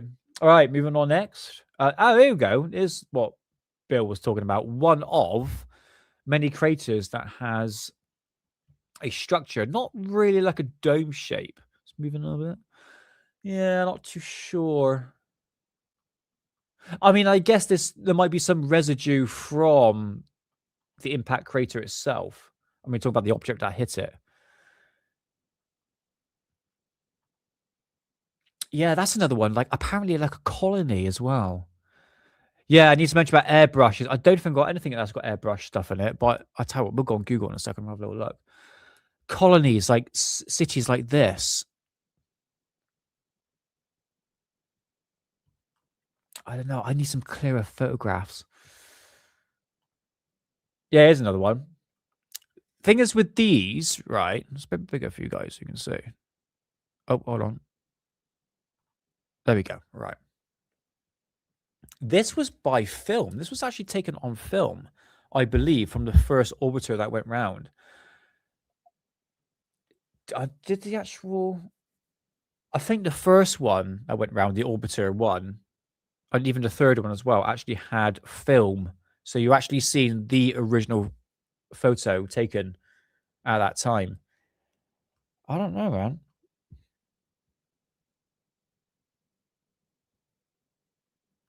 It just doesn't look nothing like what we're seeing on the rest of the moon. Remember the dark side of the moon? Obviously the Pink Floyd album. But there are some strange anomalies that happen on this side that we don't see, because remember, we're only seeing one side of the moon, aren't we? Really, at all times. So the dark side of the moon that we do not see, and I don't think has really been explored. Well, I think it has been explored. It's just we haven't really seen the photographs of it. And that's where all the strange shit happens. I think this here is just one part of it. Like I said, that does not look like anything else here. There's a bit of like structure there. Again, the sun perspective from it. Mostly fascinating. Right. Anything else we got here? Yeah, well, that's probably a better photograph of the castle itself. Looks like Darth Vader's castle in Mustafar. Maybe the moon's Mustafar. Is that it? Oh, it's the shard again. Oh, the camera registration mark. Ah, right. Gotcha. Remember I said I didn't know what that actually thing was above that. Why is it like a star then? Lunar orbiter frame 3. Okay, so it's just the... Is that the first one? Frame 3. Okay, might have been the first one. Yeah, this is the problem, what I get. I've even seen like swastika-sized buildings as well on the moon. I'm not too sure on that one. I think that might be a fake one. I've seen that going around the internet for a number of years. Not sure on that one, Mule-cock. Not too sure on that one. Oh, here's one. It's like a penis sticking up from it. Look at that. I think actually someone recently actually saw that. But again, you're actually getting a very old picture from the moon's surface itself.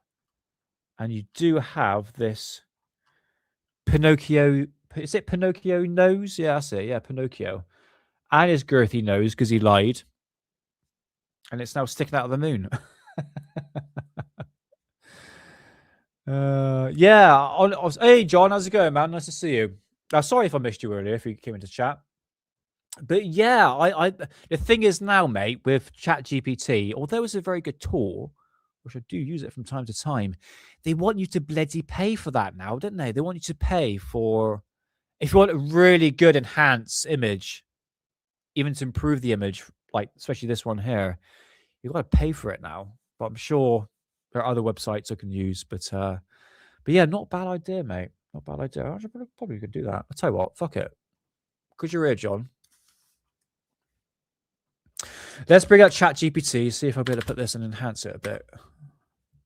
Have a little look. Where are you to? Where's that photograph? There we go. Stick you in there.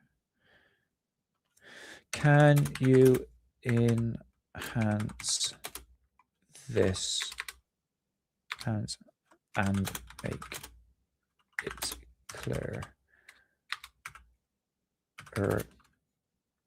Please. See that.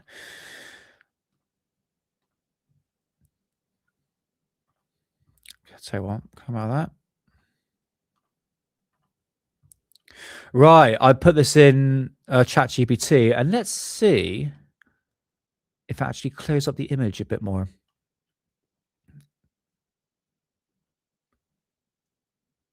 Wait for it. It's doing its thing. So it's smoothing it out.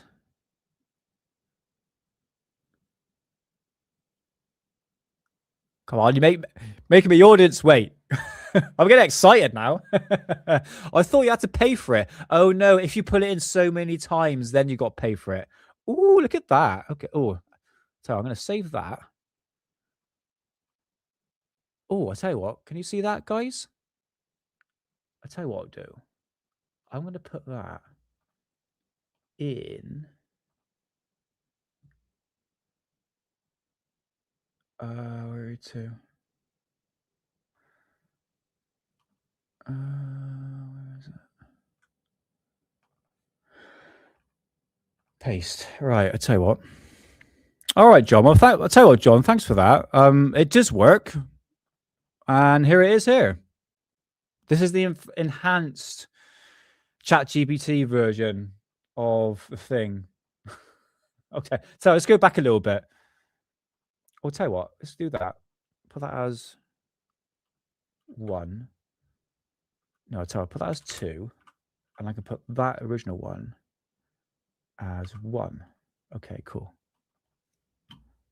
Come out of that, into that, into that. Right. This is the first one. Okay. And here's the advanced version of it. So original, penis sticking out there, to that. I guess it has cleared it up on the surface. I guess. Go back a bit. Okay, smoothed that out a bit. Fair enough. Fair enough.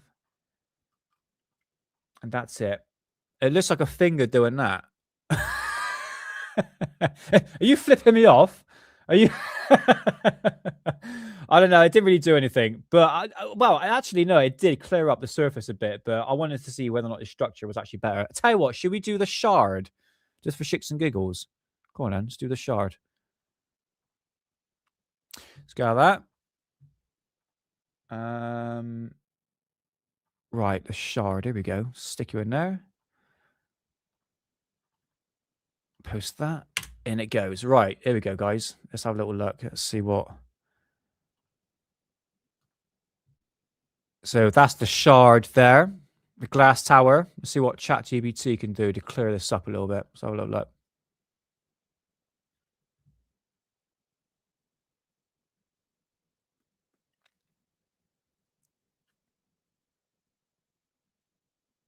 Upgrade for creating faster. No, sod that. I ain't paying. Why does everything these days you have to subscribe for? You always got bloody pay. No flipping way. I thought there was a person then. I just can you see that? Oh no, I'm gonna save that. I'm gonna put that in my Friday show. There we go. Let's have a look that way too.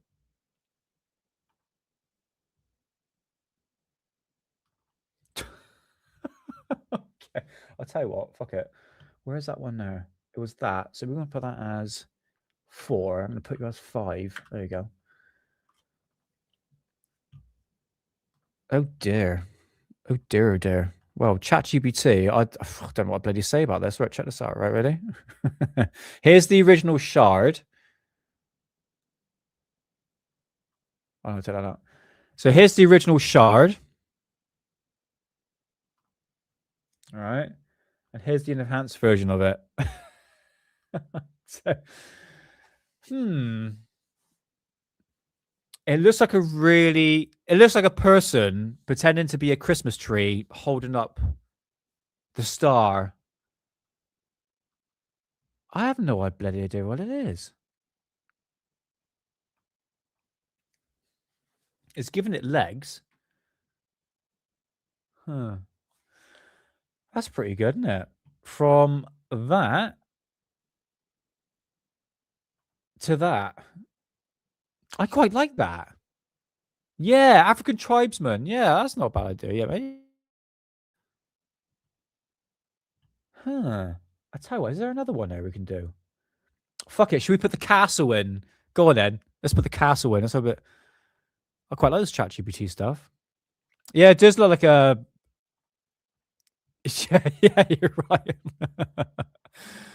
I'm having fun with this one. I'll tell you what, let's go back. Let's put one last one. I want to see what happens if you put the castle in there. Go on then. Let's have a look. I wonder if Grok would do any better, but there's always a competition between the two, isn't there? Let's have a look. So last one, we do the shard, and we'll get into some UFOs. I've got plenty of videos to show you. I could do it with a smoke, actually. Might have a smoke in a minute. Right, let's have a look. So it's saying here, luminous tower in deep space. You are out of updates. Okay, right, fair enough. This might be the last one. Oh, I thought I was going to do better than that. Okay, well. Right, so let's put that as 7. Put it as 8. Okay. Well, I thought it would be a bit better than that. Hold on, let's go back. Right, so what you're seeing here, that's the original. That's the ChatGPT version. Okay, so that's the enhanced version. Not much difference in between, isn't it? Look at it. There you go. Yeah. Not much difference, but still, nevertheless, pretty good structure, isn't it?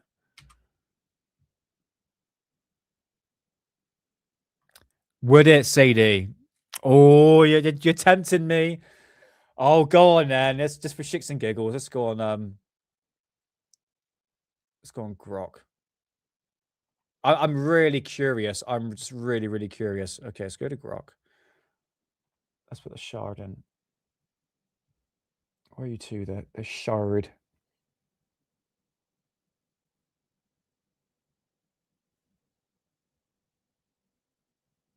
Oh, there it is. Oh man, Matt Damon.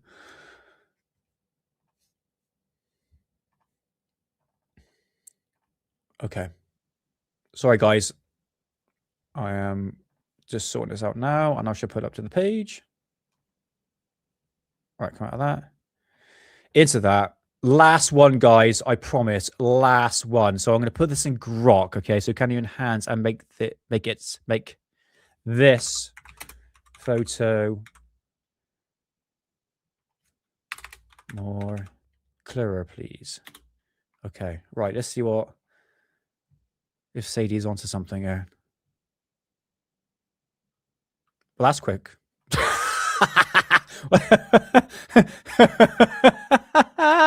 Well, there's 2 versions there. Right, okay. I'll tell you what, let's do it again. See if we can do anything better. Regenerate, go on.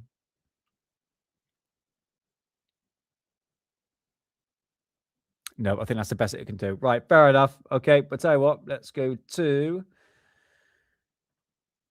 that one there. Copy and paste. I'm going to put you as 7. Okay. It looks like a flipping Lego figure. I think you're right on that one, Sadie. Hold on. That one there. Bring that one up. Okay. Okay. Right. That's the original. Okay. So original.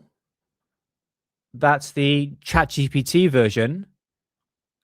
And that's not it. Hold on. There we go. That's Grok. It looks like a bloody Lego figure, doesn't it? Oh, God. Z for effort. Terrible. But anyway, at least you know what ChatGPT and Grok does now. Sorry if you found that boring. Space penis. Yay. And it's pointy as well. Space dildo. It is bloody terrible. Yeah, I'll stick with ChatGPT on that one. Like I said, I don't abuse it. I only use it as a useful tool. But Grok has really shown its fine colors recently, isn't it? Bloody terrible. Anyway, let's get to Bill Cooper and I can have a bit of smoke. which would be nice. Right, Bill, where are you too, buddy? You talked about right. So anyway, structures on the moon. What do I think? Yeah, definitely, absolutely. There's something there. NASA has airbrushed stuff out, and She-Pop did mention this. I had one here. And there are tons of photographs like this one I'm about to show you. Check this out. Like that. They just airbrush it out. Clearly, they hide something. There was a documentary back in 2009, 10. I remember seeing it back in college. It talks about structures on the moon and the airbrushing of that. Another penis right there. But anyway, definitely something odd. But we should never trust NASA because... Do you think they're going to go to the moon? Like they said they're going to do. I don't think so. Anyway, that's another subject. Let's get to Bill Cooper. So we're going to move on to UFOs, guys. He mentions about UFOs, and there's some sightings I'm quite familiar with. Check this. Terrestrial encyclopedia published by NASA. And on here, it talks about Mars in the 20th century. And where's it at?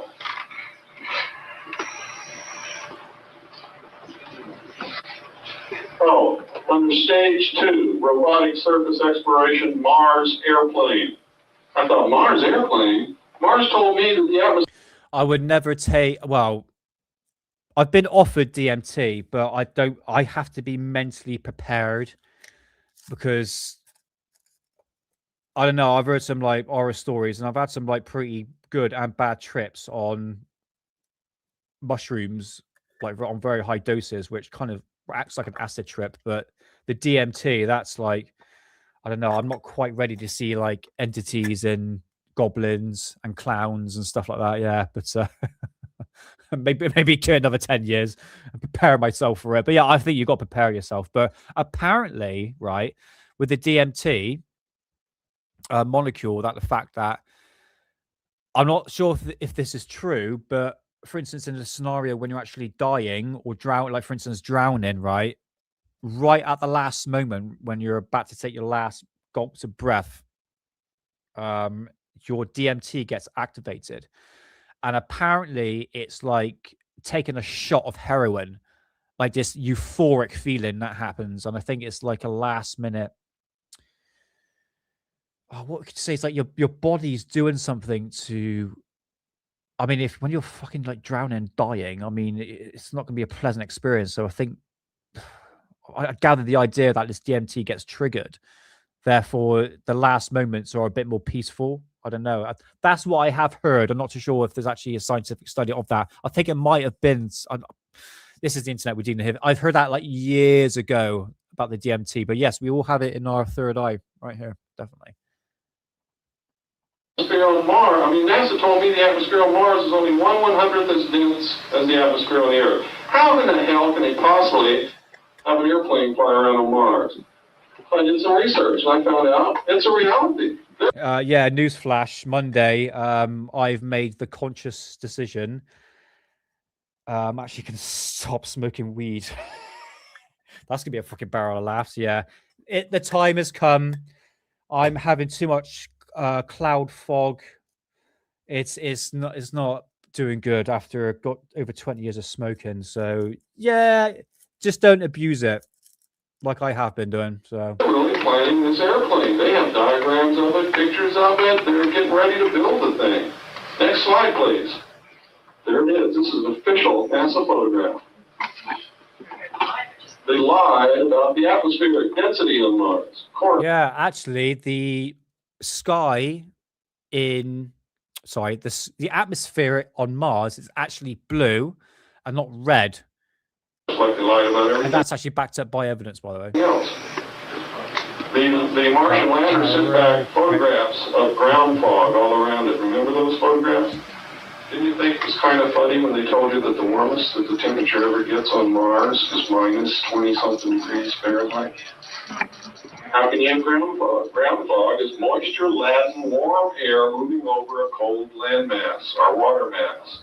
They also told us there's no water on Mars, so how can you have ground fog anyway? At the same time, they showed us photographs of clouds at 15,000 feet, some of which you can see in their own drawing right there. Next slide, please. This is a letter From an astronaut, Gordon Cooper, to Ambassador Griffin of the United Nations.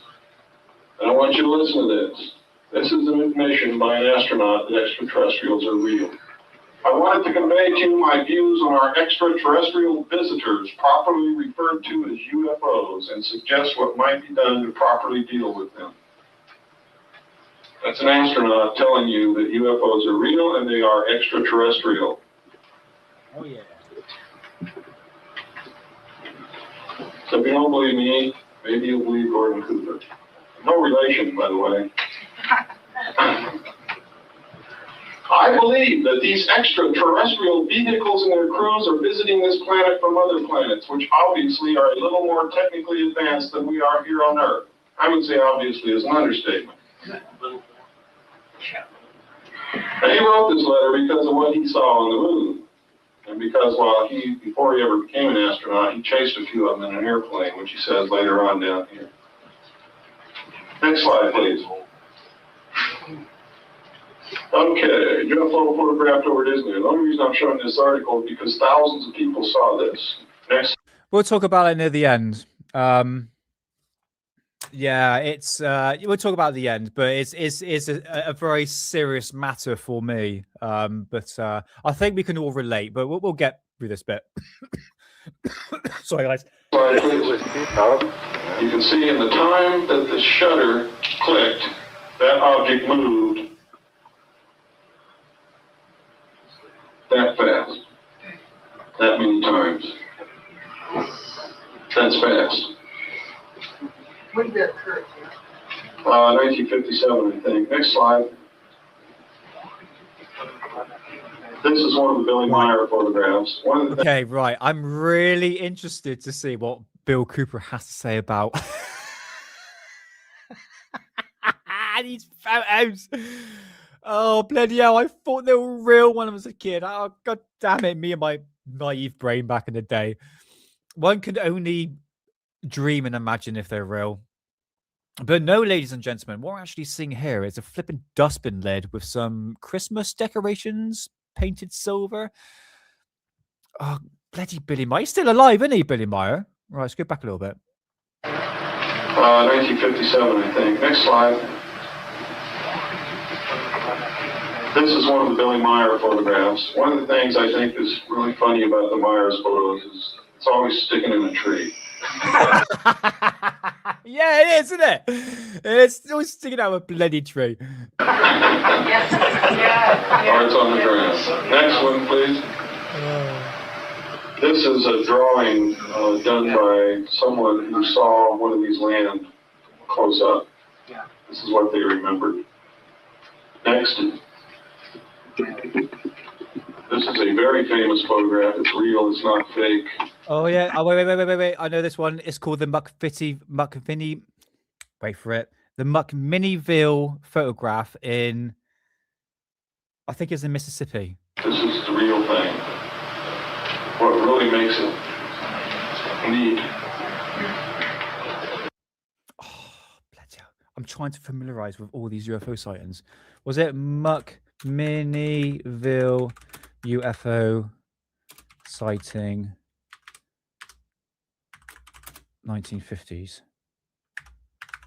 It's the McMinneyville. Yeah, it is. The McMinneyville UFO sighting from 1950s was in Oregon. Okay, no, I said Massachusetts, didn't I? Or something like that. But yeah, Oregon. Okay, I shall continue with that.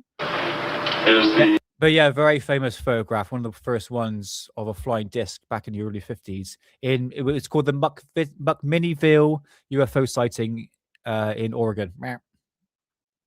Telephone lines and the wires and the house and everything, you're able to get a fix on this thing and see how far away it was and how big it was and all that stuff. Next.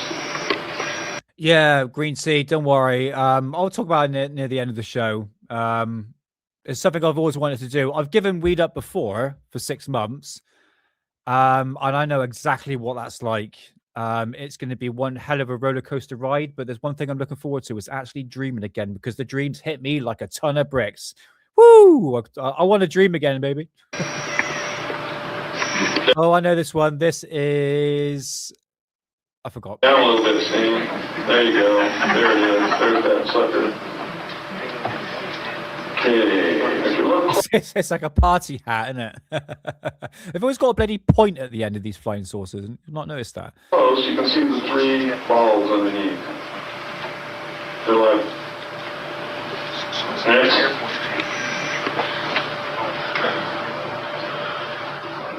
Phoenix. This was seen in Phoenix, folks. Oh yeah, I will be covering this UFO sighting. I'm not sure if it actually turned out to be fake.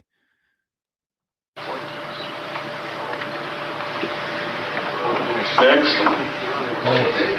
I don't know. This is a photograph that was given to me by someone who works for the government. It was an ancient Kodachrome slide that was taken in 1948 near Mount Rainier. This is the object. You can see it's perfectly symmetrical. It's not burning, and it's not fire, ladies and gentlemen. It's ionized air. And you can see the trail behind it is not smoke, that also is ionized air. Next. This is what they call a lenticular. Yeah, lenticular clouds are my favorite. They're very rare. We see them over here, but nothing like this. This is where it actually hits the mountainside, and it creates this like. It looks like a UFO in the sky, and one conspiracy that the fact there's actually UFOs hiding in this actually lenticular cloud that actually looks like a flying saucer. So yeah, flying saucers hiding in flying saucer clouds. Cloud formation. Some people say they're not clouds, that they're UFOs generating clouds around them. And I did see documentation when I was with Naval Intelligence that they do have the capability to do that.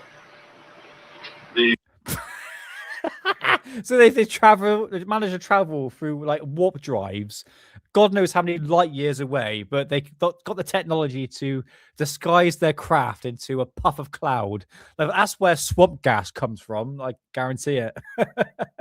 The orange flash back there that you can see is a rocket motor being tested. This is in the San Fernando Valley, and it's Rocketdyne at the western end of the valley. The only reason I know that is because I used to live up on top of the mountain back there, right near Rocketdyne. Next, please.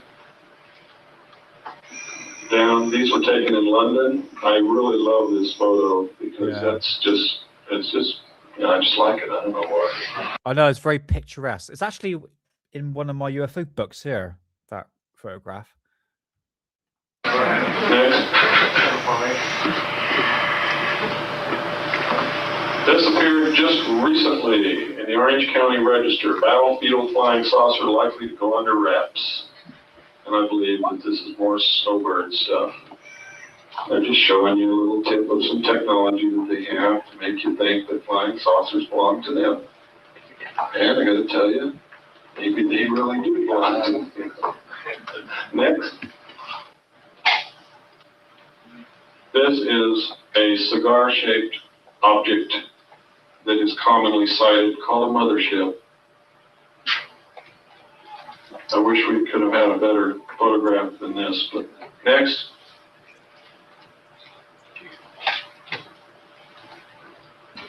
Next. Oh, that's Paul. I know who these are.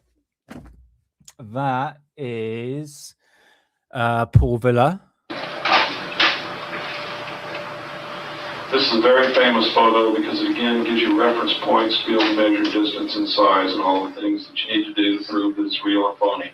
It's real. Next. Stephen Hawking. Hawkins, mate. I put him in here because next to Einstein, he's probably the most brilliant physicist we've ever had.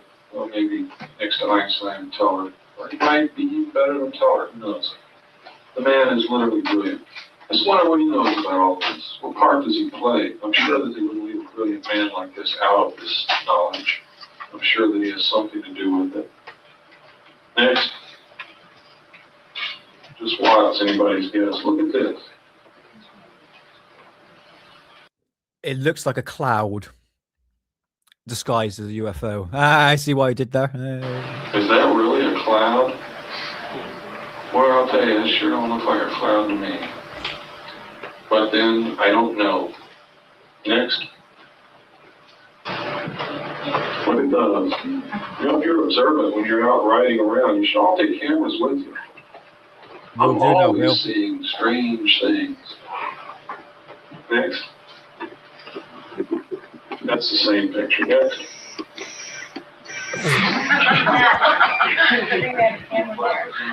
That's what they want us to believe that they're all about. You know why? Because if there's an alien threat from outer space, mankind will give up their freedoms and come together without any resistance in order to face the alien threat united. I guess the threat now is obviously still the threat, but we don't know where they're coming from, and the potential of flying over nuclear facilities and the buzzword is the threat to national security. That's their buzzword they're using now. But we moved away from the concept of, 1950s alien style attack to more something a bit more serious. But again, it's just a buzzword they use to either get funding or to push an agenda or use it as disinformation or distraction, amongst other things. You know what it's like. Next. There we go. That's very, very typical Paul Villa, which is, sorry to break this to you folks, this is 100% fake. Sorry.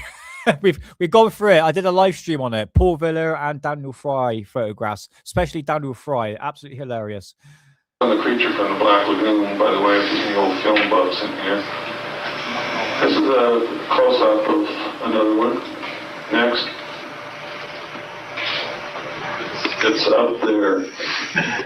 This was taken from an airplane. It's a real photo. Those of you who didn't believe that these things were real, I gotta tell you, they are. They're real. Next. Oh, I know that. This was in Hawaii. Yeah, in Hawaii. Yeah, very famous photograph. Yeah. A tourist took this picture, didn't even see that. It's Chineseman, I believe. Was showing it to his friends, and his friend said, "What's that?" I don't know, I didn't even see it. Now we'll show you a close-up. Next. There it is. Okay, come to the end now. Next. Right, there we go. A bit of Bill Cooper.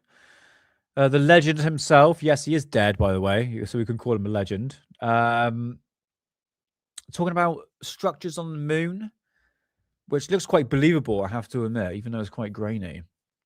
And obviously those UFO sightings, which I could say for like 80% of them are actually fake, But it comes with the territory. If you want to know these photographs, go back to my previous live streams on it. I actually might bring up videos as well. And I love those cases, regardless if this is real or not.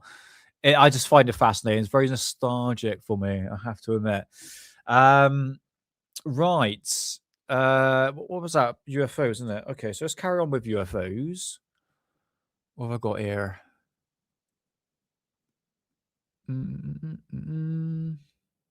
So I kind of want to harken back to 2007, 8. I'm just looking through what I got here right now. Oh, I'll tell you what, just as a fun one, check this out. It's only a couple of minutes. I think this was Apollo. Oh no, they got bloody.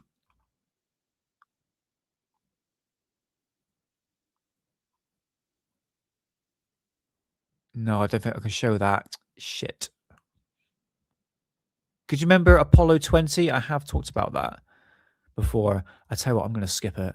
I'm going to skip that. Okay, I can get out of there. What have we got? Best UFO sightings. All right, bring this one up instead. Sod it. We shall bring up this one here. Right, so we're going to harken back to UFO sightings from 2007, 8 to around about 2012. All right, so we're going back a bit. All right, and let's have a little look to see what was in the sky back in the day. And yes, you're going to get some fake ones in here. So I shall put all the links for the videos in description, so you can go check for yourself. I mostly got these from the day and date. So this is December 2012. That was 13 years ago. All right. So that was taken on the 31st of December 2012. Right. So going back in the day. So this is best UFO sightings of December 2012. So look. Please, I hope there's no music. Today is the 5th of December 2012, It's and music. I'm at the harbor of Los Angeles, and there's something strange there. If you can't see it, It's a bit bigger. Hold on, guys. it's, Sorry. it's changing color, and I really don't know what it is, what I'm seeing here, because it's very strange. No. Sorry, I have to put it on mute, guys. Sorry, it's the music. Sorry. Again, we're still seeing that same pattern. Excuse me. Excuse me.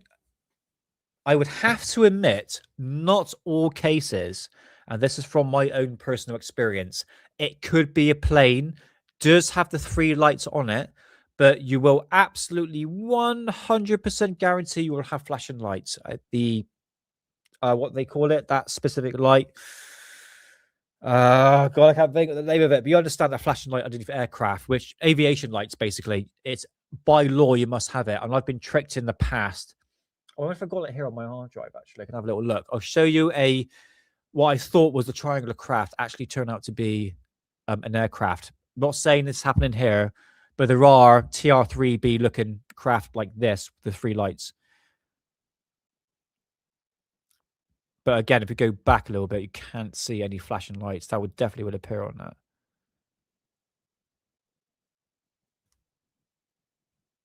And thank you, Anonymous UFO, for the video. Okay, so this is December the 8th in Arizona. Let's have a look. Also, oh yeah, sorry guys, I pause a little bit, but the point I want to get across that the fact that daytime sightings like this, nighttime sightings like this, at this time period of 2012, Chinese lanterns were pretty much, it was quite popular at the time from the mid-2000s, especially around about 2009, 10, 11, up to 2012. Chinese lanterns were seen, not on a regular basis, but more than we normally would have. Barely even see them these days, to be honest. But no, this looks a bit, I don't know, really. Yeah, with Chinese lanterns, you can see the actual shape of the lantern itself. Normally be like a big black tube. And the light source would be very, very thin, obviously flickering as well. And it's a very distinct look. And you can kind of tell if it's a Chinese lantern at night. They're very easy to spot. But this, I don't know.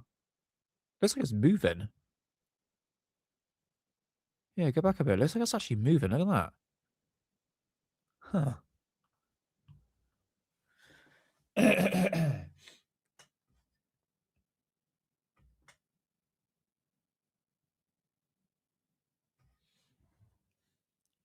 I don't know. Parachutists at night, are they allowed to go at night? It'd be pitch dark, mate, wouldn't they? I don't know. Plasma owls. Brilliant. Oh, that's a good one. Let's have a look.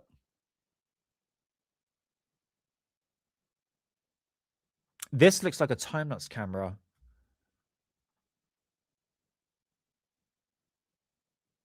Yeah, I know for a fact through time-lapse, the stars are moving very fast. Oh, hold on. Go back again. Did I miss it? Where's it to?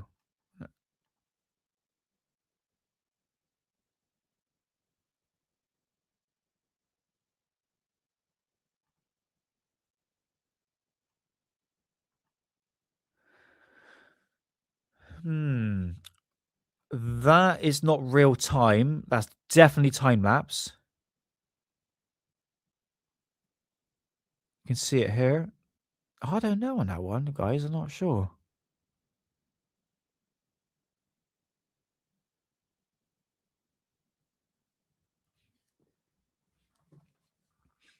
I could be a Mick West here and say it's a bug. Sorry for the silence, guys. There's actually music in here. So look. Yeah, sorry.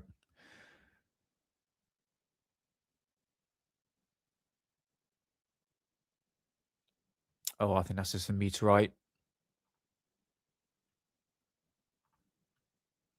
No, Oh, sorry, I'm bunked up today. It's terrible.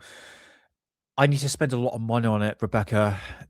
If I'm going to film the skies, I need proper equipment. I need to have something that's going to capture the objects in 4K. Oh, are some people talking? Was captured on a mobile phone camera sorry. in the eastern skies above Ambalan Tota. Bloody hell. That was loud. Again, no more mobile phone footage. It's not that great. That's a lenticular cloud. That's pretty good. Look at that. That's awesome. It's shining off the actual sunlight, I think. But yeah, going back to your question, Rebecca. Yeah, I need to spend. Yeah, you know how expensive it is. I think Chillster's on that right money as well. Yeah, it's. There's a few of them I have in mind. Chillster, is that is it a Nikon one, I believe? There's a few of them I got in mind, but it has to be video footage and it has to have a decent view, zoom, and also film it good at night. And all those five things I just mentioned comes at a cost. I did try the infrared scope during camp, and it's just for like hunting. But to capture this, like for instance, if that was me and I was here filming that, I want to get proper zoomed in shot, crystal clear 4K footage. We got the technology now. No shakiness. That's the way I want to go forward now. All right. I've really studied hard and trying to find what's the best equipment. And every time I research into it, it just gets more expensive. And I'm not talking about 50 quid here, 50 quid there. No, it's hundreds. You are looking just about $1,000 for thereof 800 quid, $1,000 for a really good equipment. Yes, that's the one. Yeah, the Nikon P90. And yeah, that is the ones I did have a look at. They're quite a lot of money. Probably can get one secondhand.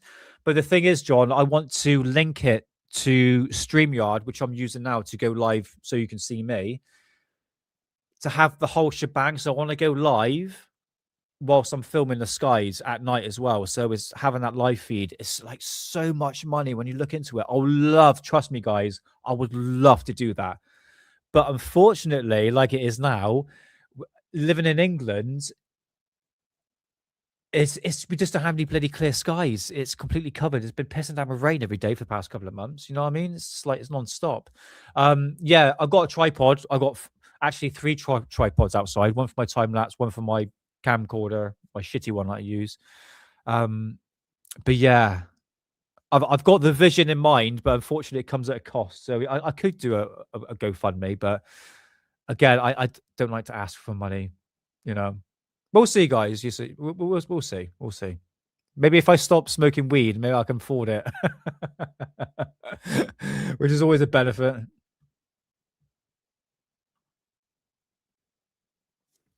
Excuse me. Sorry.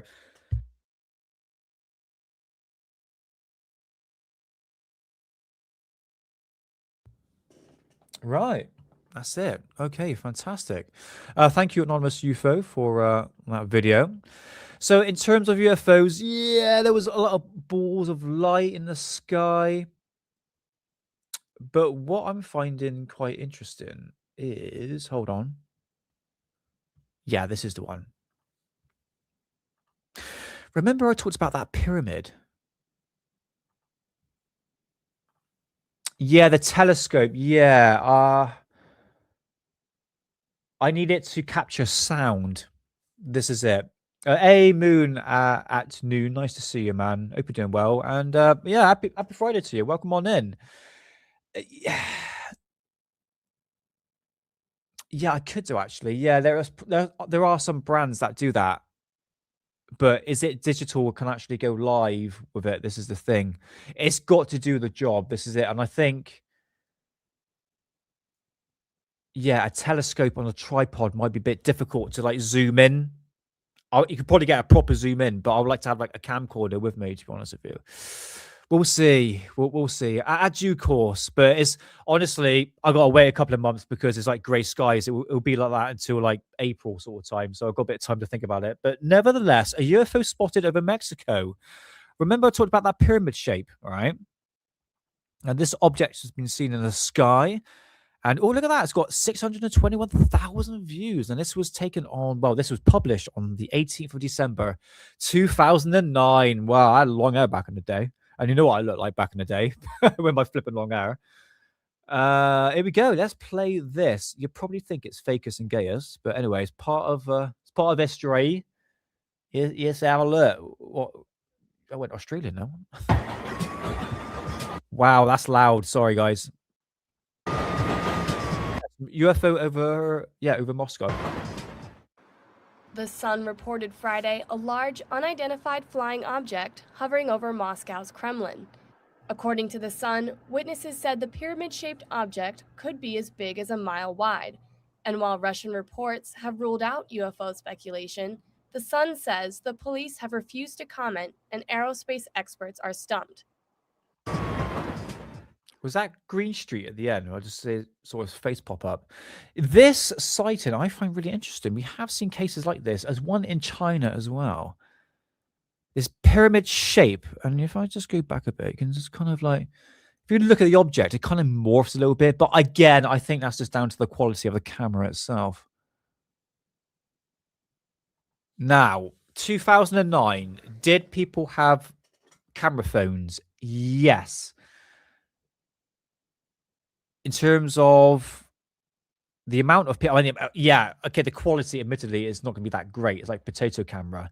But you would have thought, as an object this size in the sky, more people would have filmed this. Let's go back a bit. Let's have a look. I'll Google this in a minute, see if we can find any more photographs or video footage of this. It's a big-ass object. Oh, it's done a bit of a Billy Meyer thing there, don't it? Look. Guys, was this ever debunked? Hey, Captain Hackworth, nice to see you, brother. How's it going, man? Very clear skies in winter, but winter camps takes a special breed of people. Yeah, it really does, mate. Mate, I tell you what, it's absolutely covered, pissing down with rain. Not joking, every single day. I've barely done a time-lapse camera. It's been, like, it's terrible. Yeah, but eventually the spring, we might have some glory days, hopefully. But anyway, I've been doing well, Captain Hackworth. Nice to see you, brother. And happy Friday to you. Right, let's have a little look. Let's carry on with this. Yeah, guys, was this actually debunked or not? It kind of looks a bit fake to me.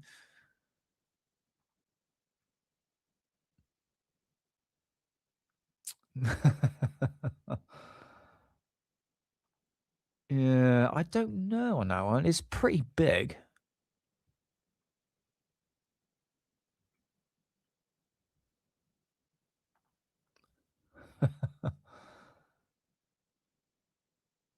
Yeah, it was Green Street. I thought it bloody was. Oh, dear. Yeah, I don't know, guys. It's like... It just looked like a Star Destroyer, yeah.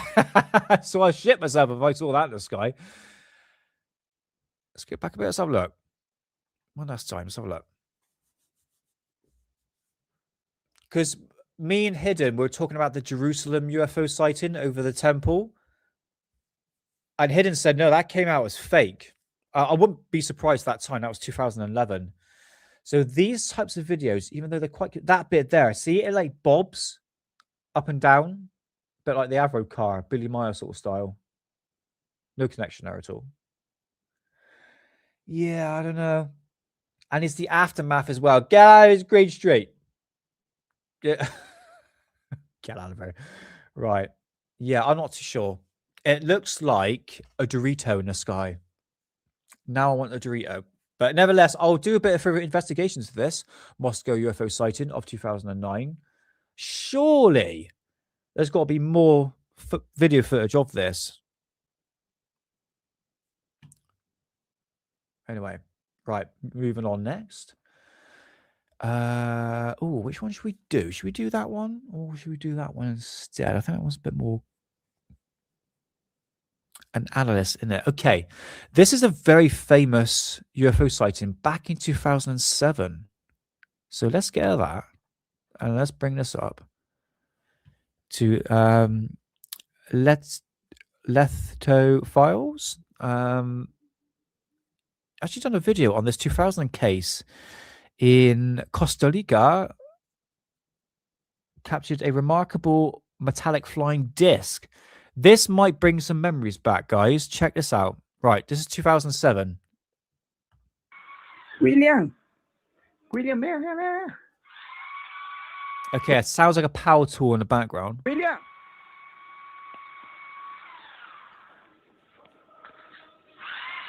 Rings a bell, guys? Okay, that amazing video was captured in 2007 in Acosta, a rural town in Costa Rica, by that man. He's a local carpenter. Makes sense. Footage shows a metallic dish-shaped object flying at a relatively Look at low that. altitude over the Oh, landscape. look at that phone. Motorola.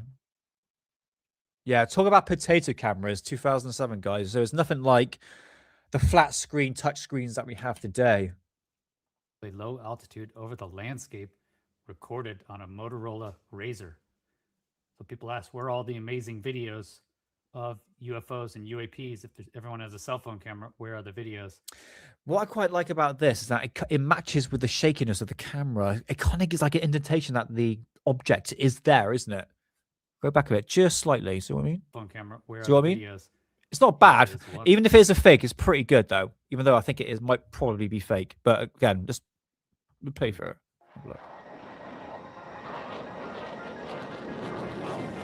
Chris Lato, welcome to Lato Files. Just before 4 o'clock in the afternoon, Marvin Badia, a young carpenter, was working when he heard a strange buzzing that distracted him from his work. To his intense amazement, the young man saw that the source of the noise was about 100 meters away from him. I was shaping this table here outside. It was very cloudy. I looked up and saw some sort of object. It was very bright. I looked at it carefully and took out my mobile phone. I saw that it was giving me time to film it, so I started to record.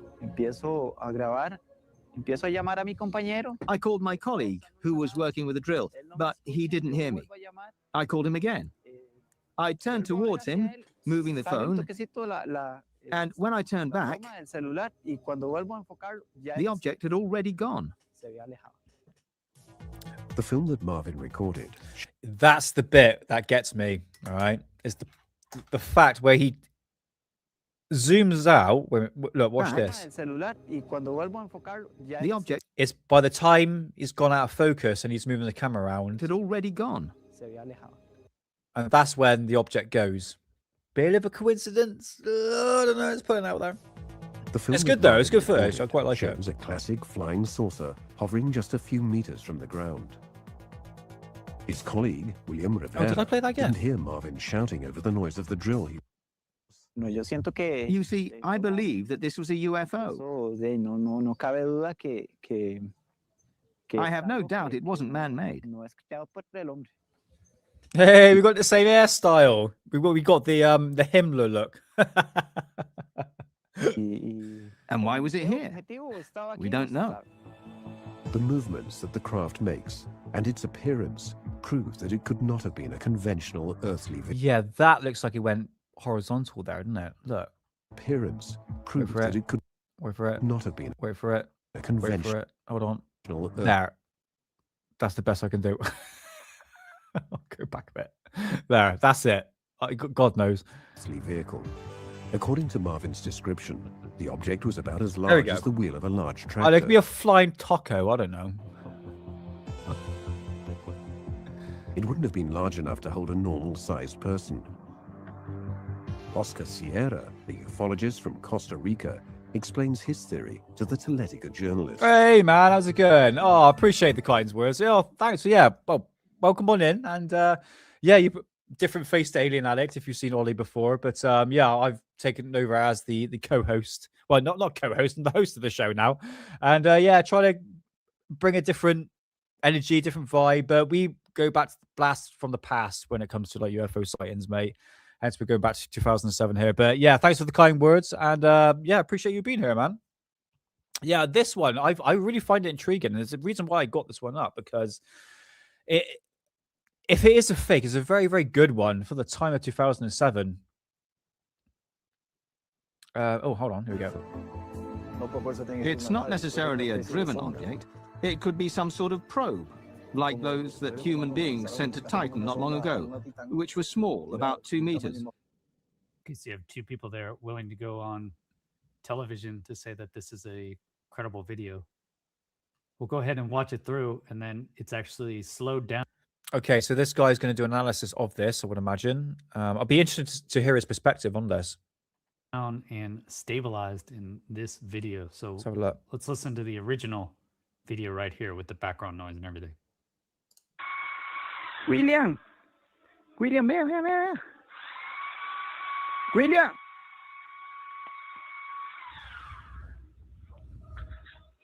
Cheers, mate. This one. I call myself a co-host. I'm the only one here, mate. William. Hang on, put this a bit bigger. Oh, hold on. So original video on the left, and then upscaled 60 frames per second. You can see it does look like it's rotating, yes? And as they mentioned, looks like sunlight is hitting it from above and some sort of shadow underneath. I think that's quite interesting. They said it's about the size of a tractor tire. That's what Marvin said. So not large enough to put a person in, obviously, but it's in your classic saucer shape, right? Yeah. And interesting is how it departs. Let's check that out. Yeah, that's the thing I want to see. Yeah. William. Boom. This one.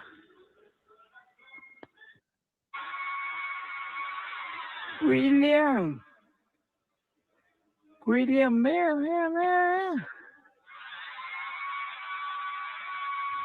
Oh, did he? I don't know about that, mate. I'm not too sure. I just found the video with his analysis of it. So oh, there we go. stabilized and slowed down here. Let's have a look. You can see definite rotation.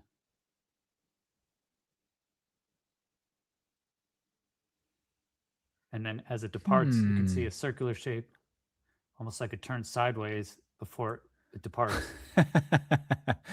Very interesting. I mentioned the exercise and the sweat issue. Well, I had a good gob of my own sweat on Tuesday at Tabata, and I was like, no, I'm done. I can't stand it. So that's it. I went for everyone's giving me compliments, which is quite nice. Even though, like I said, and the missus said I look like a twink.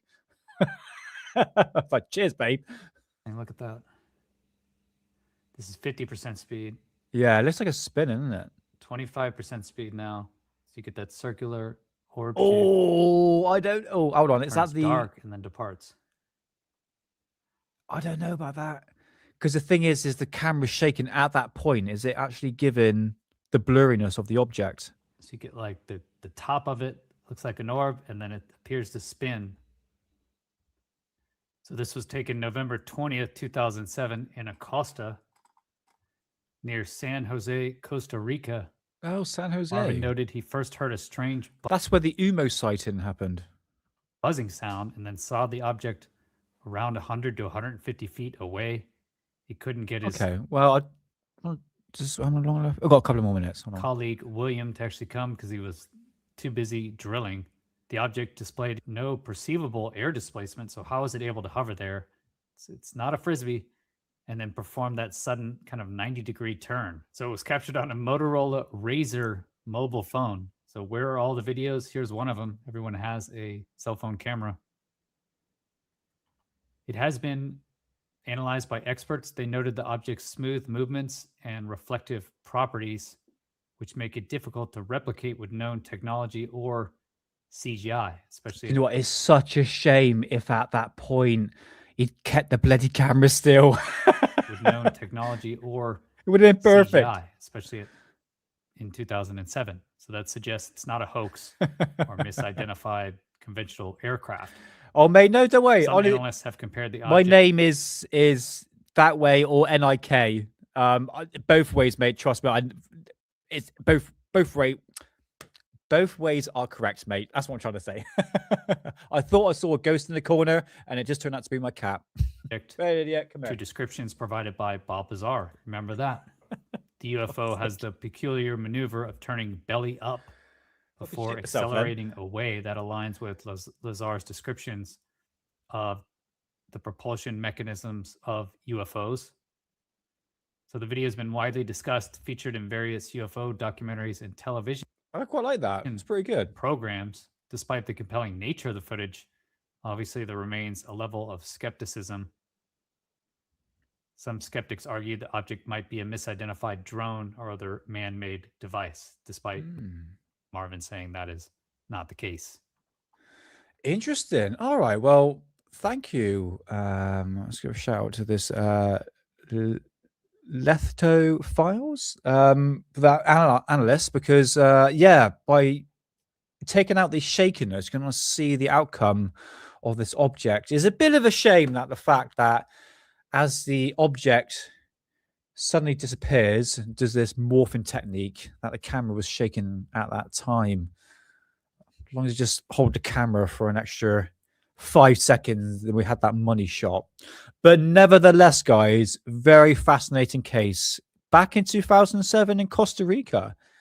Like I said, I'll put all links in description after the show. And we can go have a look for yourself. What is this one here? Is that worth showing? Okay. All right, move on. Right, okay.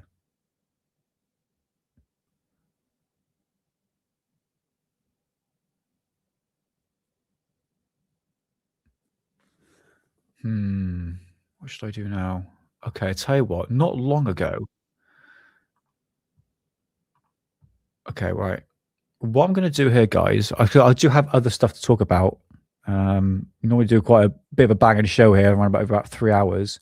So I do have other content to talk about. So we're still on the topic of UFOs, okay? So don't worry. We'll continue with doing that. Let's see what I got here. Moon bases. Oh, Simon Holland, right. An hour before the show went live, actually uploaded a video with Mark, who has been saying that Trump is going to make, well, his insider says that Trump is going to make a disclosure speech on the 8th of July of this year. The anniversary, well, yes, the anniversary of Roswell. And what Mark has done, or sorry, Simon has invited Mark to come onto the show. So as we have here, Professor Simon Holland, science filmmaker, thank you for letting me use this video. It's just a topic that's in ufology at the moment, and that's to do with disclosure speech on July the 8th. And this is the claims coming from this person called Christopher Lee, otherwise known on TikTok as the King of UFOs. Bit pretentious. But Mark is he's a filmmaker that's developed I can't really speak at the moment. Made a film about the Rendlesham Forest sighting. So I'm just reading this description here. It's putting me off. Hold on. So anyway, yes, Simon Holland put this video up not long ago. Trump alien disclosure. And let's just have a listen to what Mark has to say. And I have talked about this, guys, about... Yeah, he has. Really, really good videos, I have to admit.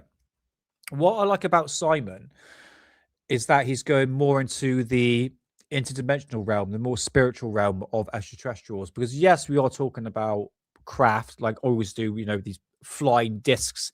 Yes, it can be faked and is part of the history of ufology back in the 50s and 60s. You know, there's a whole list of craft, you know, of objects in the sky, but it's the spiritual side, the interdimensional side, I should say, that I find immensely fascinating. Because if you had a few trips like I have, you can definitely tap into that realm. You know, they're here. It's just we just can't really see it until we get into that sort of shamanic realm or some sort of high frequency through meditation, or again, you can take some psychedelics for that, you know, but it's up to you what paths you choose to enter that realm. But you should take cautions with that because you don't want to invite bad stuff in. But anyway, I'm rambling too much. But what Simon is saying here with Mark. Disclosure announcement. Hold on. Intelligence really are like and what we have actually come in contact with.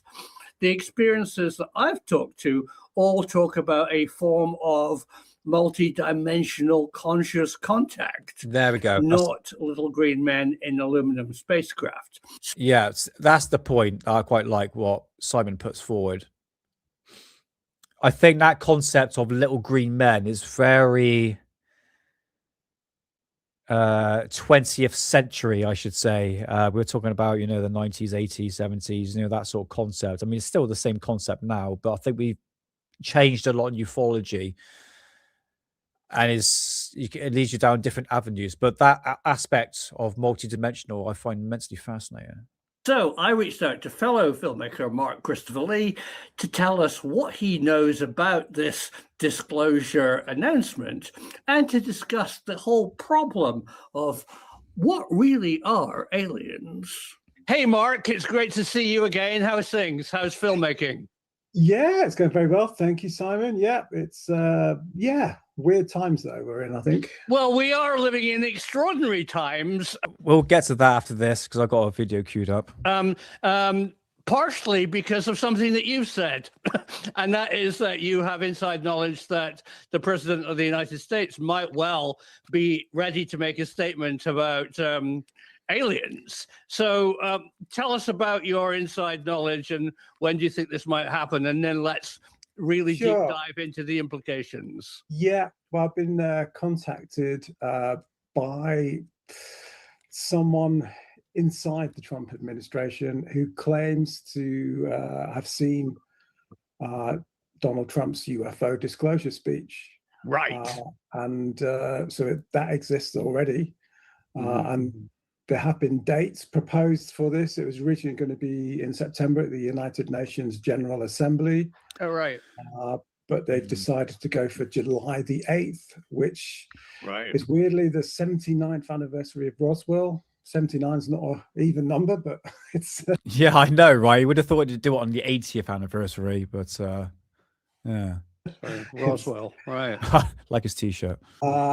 So, yeah, and then this contact has said they're going to do an official press conference on May the 1st, somewhere in Washington. I won't be part of that, but that's the information that I've been fed. Sure.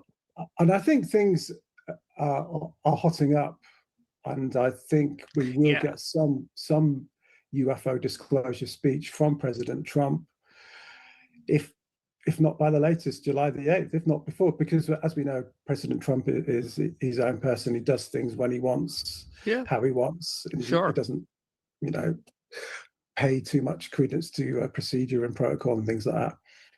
I've always said that the fact that I try to understand the speech. Now, I understand that Donald Trump, he's got a quirk to him, I have to admit. When it comes to disclosure, is there going to be an extraterrestrial side? Is there going to be a multi-dimensional side or a scientific side? And when I talk about the scientific side, like I said before, the Aurora project, old technology that we have seen in the sky that we just didn't know about. Like I'm talking about the Aurora a few live streams ago, that the fact that we know it's up there, people have seen it, I've seen it, but it's not being declassified yet. Maybe it's going to go round of an advanced technology, but more terrestrial instead of extraterrestrial. I just don't understand the outcome of this. What is the point for President Trump to come forward and say, for instance, we've got alien technology, aliens exist. For what favor exactly? Then there must be a motive. He can just come out and just say it. For what? There must be a purpose. He doesn't just come out and just say it willy-nilly. There must be a purpose for it. Is it an ego thing? Is it, like I've talked about in my video, disinformation campaign to keep us on our toes? It might be a slow drip of information, and then the UFO community are just going to go absolutely wild with it. Exciting times, I'll have to admit, but is this buzzwords we've heard before? This is the thing with ufology. No, I'm not going to bash Mark, right? But again, if July the 8th comes around and nothing happens, he's going to look like a complete idiot, isn't it? And for me, it's like, well, you know, who didn't see it coming? I try to remain open-minded, but my God, last year was such a learning curve for me being a content creator to learn from these people. For instance, James's intergalactic metallic dildo, what's the other one? The alien goo that happened in that place, and there was, you know, the boogospheres and the bloody Nazca mummy aliens and all that. And yes, I don't believe those are real at all. I just find people just jumping on the bandwagon too much, and you know, because they truly want to believe. Do I truly believe that something's going to happen July the 8th? I don't think so. I don't understand the motive. Why do they want to come forward and give us disclosure? What type of disclosure is it? No matter what is being said, it's just going to create more questions than answers. It's keeping the community on their toes. Why? It's being talked about, but what's the end game? What is the end game here? And who benefits? Who's going to benefit from this? The public? Please, you know. So I rambled a bit too much there, sorry. Which we know on the world stage. So, and you know, this fits right in with, you know, his presidency, and he wants to be the disclosure president. I'm sure if he knows something and he has been read into the legacy or what's currently going on, and hopefully some science, he would be, I can't imagine him keeping quiet. You're absolutely right. We have multiple scenarios. Why would he tell the enemies what they have? This is it. Is that what is he going to disclose? This is it. He might talk about it, but into what detail? This is it. Scenarios through credible witnesses of different aspects of contact with a non-human intelligence, and I slightly and a lot of it is very complicated. I mean, I think a lot of it involves quite multidimensional physics, quantum universe. Thing is that concept alone, guys, is too conspiracy for the public to handle. As soon as you start talking about multidimensional, interdimensional alien beings to the public, they're going to be like, you're bloody like woohoo, some sort of conspiracy theorist. I just don't think they've even grasped the concept of little green men in spaceships. This is the problem I'm finding. I understand the public are very divided, and I know what the public are like. You know, they're not all the same. They're all very different walks of life. They're different mentality. Some are going to take it seriously, and some are just, you know, pull it to one side. You know what I mean? But that concept alone of what Simon Holland is saying is that the fact that the multi-dimensional side of extraterrestrials, I think it's a bit too far woo for the public to handle. And imagine Donald Trump lady saying that. The media is just going to absolutely go wild with that story. You can see the outcome of this. This is the thing. And is it a script? You know, consciousness, theater, or simply, you know, the biological fact of an alien developing into a multicellular creature on an exoplanet, developing into a technological race, building a spaceship, somehow overcoming the problems of faster than light travel. Hey, Snuff, nice to see you, mate. Also overcoming the Happy Friday. Hope you're doing well, and welcome into the show. Fact that they would be spotted as they entered our solar system, orbiting Earth, descend through our atmosphere. I mean, they're being followed now, by the way. And sorry for pausing, guys. Just to put a point in there, actually, you said it, John. Basically, when someone says a distraction, it could be a multitude of things, isn't it? It's like you can pick something political, something war related. But at the moment, the shit show going down with the Epstein files, I wouldn't be surprised. Because every single day, it just gets wilder and wilder. I mean, my missus didn't believe in the round thing you eat and the garden gate you open. Okay, put those two words together. Someone put it in chat. You see what I'm talking about. my missus dismissed that. And now looking through those Epstein files, I'm going, yeah, probably sit down, babe. If you've got the stomach to watch this documentary and go through the files, and it's, yeah. So in that aspect, John, yeah, could be used as a distraction. But again, July the 8th, I don't know. July the 8th is a bit far out, isn't it? But again, there's still more documents to come out. Oh, shit, is it? And a fan, isn't it? Bloody hell. Sorry, I'm rambling again. Landing in the farmer's field in Wisconsin. How is that going to happen? So how do you think the big picture of NHI could ever be disclosed to the public without a lot of science? Yeah, and that's a really good point. And that's what concerns me with this speech, because it's going to focus on the nuts and bolts. Oh, we might have had a saucer crash in Roswell, we recovered it. And so they'll be basically trying to control the narrative that UAPs, UFOs are extraterrestrial from distant planets. There's nuts and bolts craft. It's nothing too woo-woo, like multi-dimensional creatures. Well, I don't think that's woo-woo. I think that's actually better science than aluminum. Yeah, but it is in terms of the public being able to deal with that. Yeah. Yeah, fair enough. I would agree with Mark on that one. It's way too conspiracy. It's too far beyond the comprehension. I think they need to be very open-minded, at least smoke a couple of joints beforehand to process this information. we can deal with other species because, you know, we've become conditioned with that through Hollywood and things like that. And media. Right, I would definitely, you know, Rebecca. We're used to that. And Spielberg's got his Disclosure Day film coming out. I wonder how that ties in. I was going to ask you about that. Yeah. So I like yourself. I mean, I've been investigating a long time now, and my theory on it all, for what it's worth, is there's no one simple explanation. Right.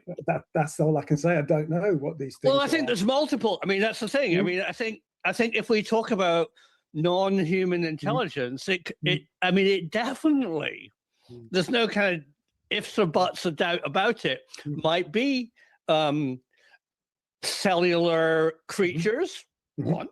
It could well be a multi-dimensional aspect of a parallel life form, which seems to, and there's great evidence that this is possibly the best explanation from witnesses, that it somehow latches onto their consciousness and they evoke it and it appears, but it's not built of solid stuff like we are partially.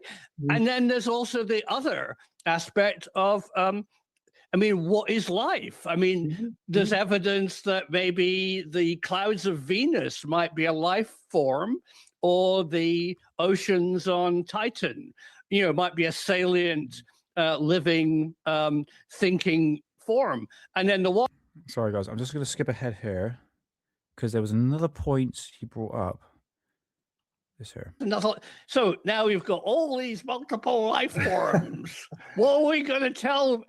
You know, Donald, what are you going to say, mate? I mean, I'd like to be in on that meeting.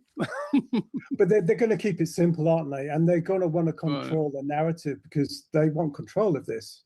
They want to be able to keep on with their black budget military projects, which may be using some of this technology. They don't want to give that away. And also, maybe they'll be going into a threat narrative that, you know, we've got to be careful. We've got to, which will. Again, like he mentioned, it is always a threat narrative. That's the number one buzzword in ufology. Is always a bloody threat. Could have a bloody break, innit? Help them control, fund, etc. That's what I think will happen. Oh, very good. I mean, the other thing is, of course, as soon as the United States, if he goes. Sorry for stopping. Going back to the Aurora show that I'd done. Oh, hold on a minute. I'm trying to think. Yes, it was actually mentioned in the documentary that I showed about the Aurora with Nick Cook. And in the new video I uploaded today, mentions disinformation campaign, all right? One aspect, going back to Nick Cook's documentary, The $1 Billion Secret. No, it was something secret, something like that. Go back to my last Aurora live stream that I've done and to understand what I'm about to say. there were information that was put out by the CIA right about 60s and 70s, I think even back to the 50s as well, saying to the public that they were basically seeing UFOs in the sky. They used that term to basically fool the public because at that time they were actually testing secret technology in the sky. So they would use the term, yes, extraterrestrials and flying saucers being promoted in newspapers, tabloids, any sort of news outlet to basically fool the public to say, yes, you are seeing extraterrestrials, when in fact it was just a cover story for actually testing their equipment. With obviously then was the B-2 bomber as well as the Blackbird as well that was being flying around, which people were seeing in the sky decades before it was actually announced. That's just one aspect, okay? It could be a disinformation campaign. Keep us on our toes, man. Like it's total theater. Along the line of craft have crashed in the contiguous United States, that will tell every other nation, especially enemy nations, that they've got that technology. I mean, that's quite destabilizing. Absolutely. And I guess we need to, like you say, take in the whole geopolitical situation. What will China do and what will Russia do? You know, it's got consequences there. You know, yeah, that's what I meant. I mean, hopefully we've got the economic consequences, we've got the geopolitical, we've got, you know, dare I say, spiritual, how people see themselves in the universe. And, you know, most people do believe in a God of some sort. How does it affect all that? And it's, but I think it will happen. There's so much movement now towards it. And, you know, even I think Lara Trump, questions you had on the podcast, you mentioned like she knows what's going on. Do you know what I mean? Like she's in the know of what this a pretty big speech to be put forward. I think a lot of it is to do with trends, talking topics for ufology, because nothing is going on ufology at the moment. Everyone's talking about the bloody Disclosure Day trailer, like that's going to give us disclosure for some odd reason. And you got this speech, and it's all down to this guy here. He's the one that started it off, and now we got Trump's daughter-in-law stating about this speech. And I'll bring up another video in a minute. It seems to be spreading. It seems to be a hot topic. I know a lot of people are on edge and more open to the mind that there are UFOs out there, but I think it can be a little bit out of hand, really. We'll get to that in a minute. I'll show you, because celebrities are now talking about it. All right. Hold on, guys.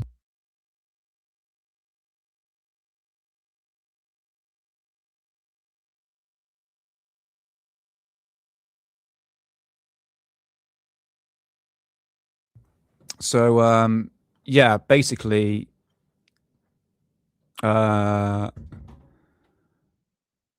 she kissed me and I forgot what I was going to say.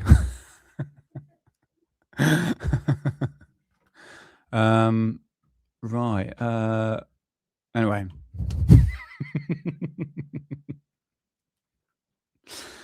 Yeah, I'm blushing. Yeah. Anyway, disclosure. Right. Anyway, let's cap off this. Basically, oh, here it comes. Here it comes. Yeah, bring it all in. She just came back from a gig in Cardiff. So yeah. Do you think that this, hold on, that is going to happen? This disclosure on the 8th of July, 2026. I don't know. I try to remain open-minded, but at the same time, yeah, bring it all in. Everyone's laughing. All right, fair enough. See, it's not a boy, it is a man. I was going to say a man then. It is a woman. Yeah, 13 years going strong. Yeah, you're making me blush now. You missed out. Oh, I got hickey, mate. Yeah. Yeah, do you think it's going to happen? Disclosure? No. I've lost track then, so I was looking at chat. Yeah, I think there's so many people that come forward and so many opinions on you. I tell you what I'm trying to say, right? I'm going to bring up Grok. not Grok, X, sorry. Because who's that guy who made that really shitty movie back in... There we go. This guy here. What is his name? I bloody forgot. Tom Green. Yeah, he did that real Tom Green movie back in 2000. It's like listed as one of the worst movies ever. Now, let's bring this up. All right, yes, bring it all in. All right, freaking hell. Like, it's Valentine's Day tomorrow, isn't it? Yeah, I forgot about that. Yeah, right. All right. Yeah, Tom Green. Mr. Tom Green. Hold on. Let's bring it up here. So let's have a look what he is saying about, yeah,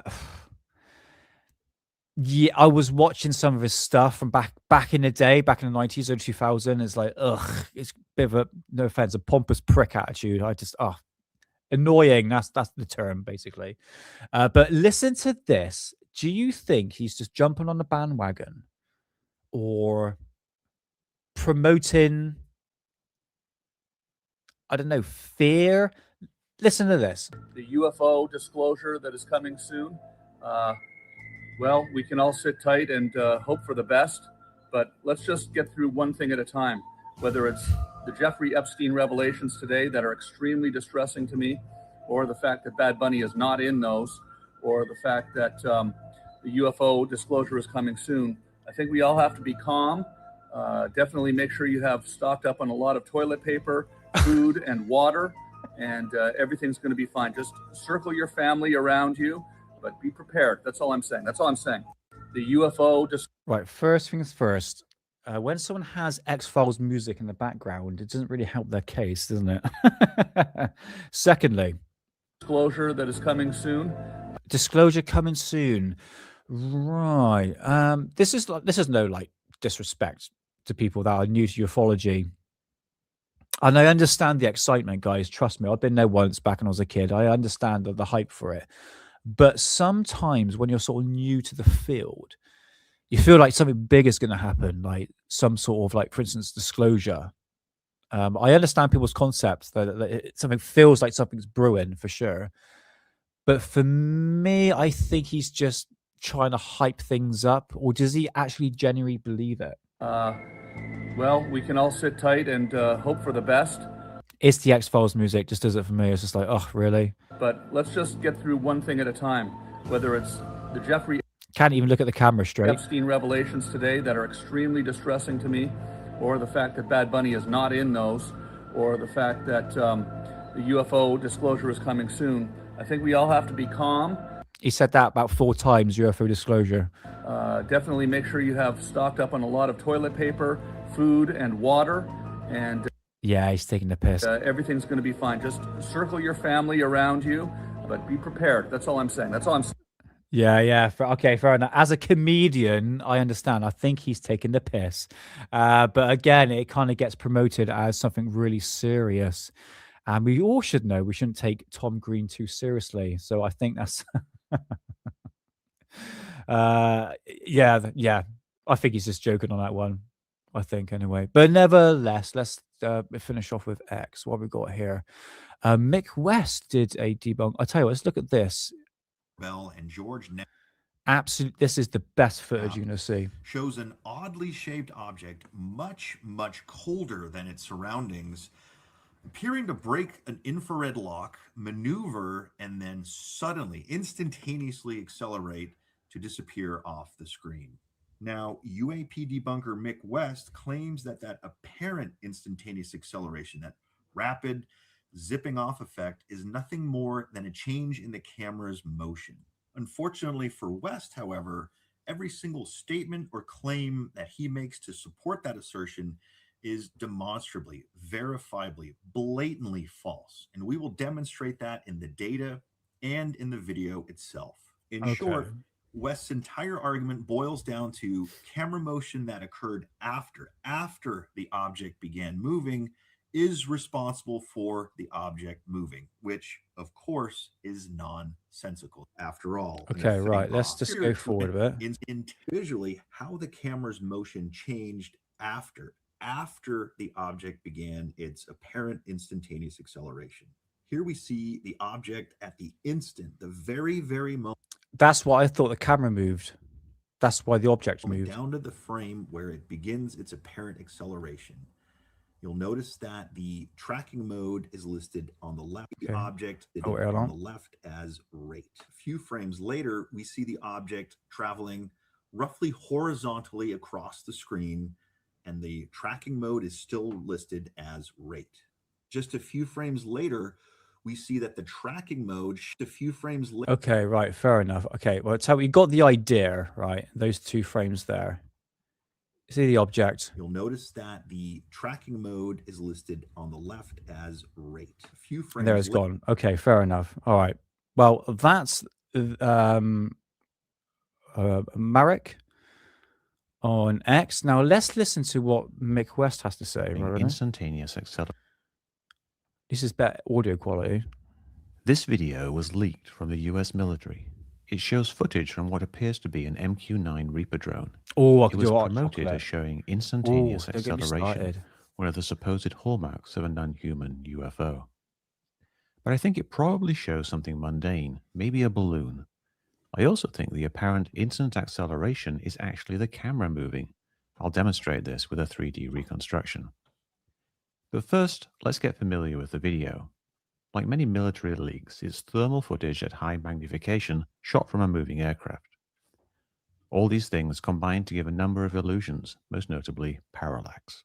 It's in BLK mode, black is hot. So the first thing we notice is that the object is white, so it's cold. The next thing to notice is how terrible the video quality is. It's been filmed off a screen and has some weird adjustments going on where whole regions of the screen get darker, including the OSD, the on-screen display. This is not anything like the original video, and it makes it hard to see what the shape of the object is. But there is a lot of data on the screen. In the top right, we see the latitude and longitude of the drone, and its altitude expressed as HAT, height above terrain. We can extract all that to make a 3D track. Top middle, we have the heading of the drone's airframe and the relative heading of the camera. You can add these together to get the true heading of the camera, roughly 360 degrees or due north. We also see this with the on-screen N for north. So the camera is roughly pointing north. Then on the left, we see we are looking down from 8 to 9 degrees below horizontal, pretty shallow angle. In the bottom right, we have a target position. This is the position of the ground behind the crosshair. It's in the military grid reference system, the MGRS. The 37SCR refers to a particular 100 kilometer square. The first 5-digit number is the easting, how many meters to the east we are within the square. And the second number is the northing, the north distance in the square, in meters.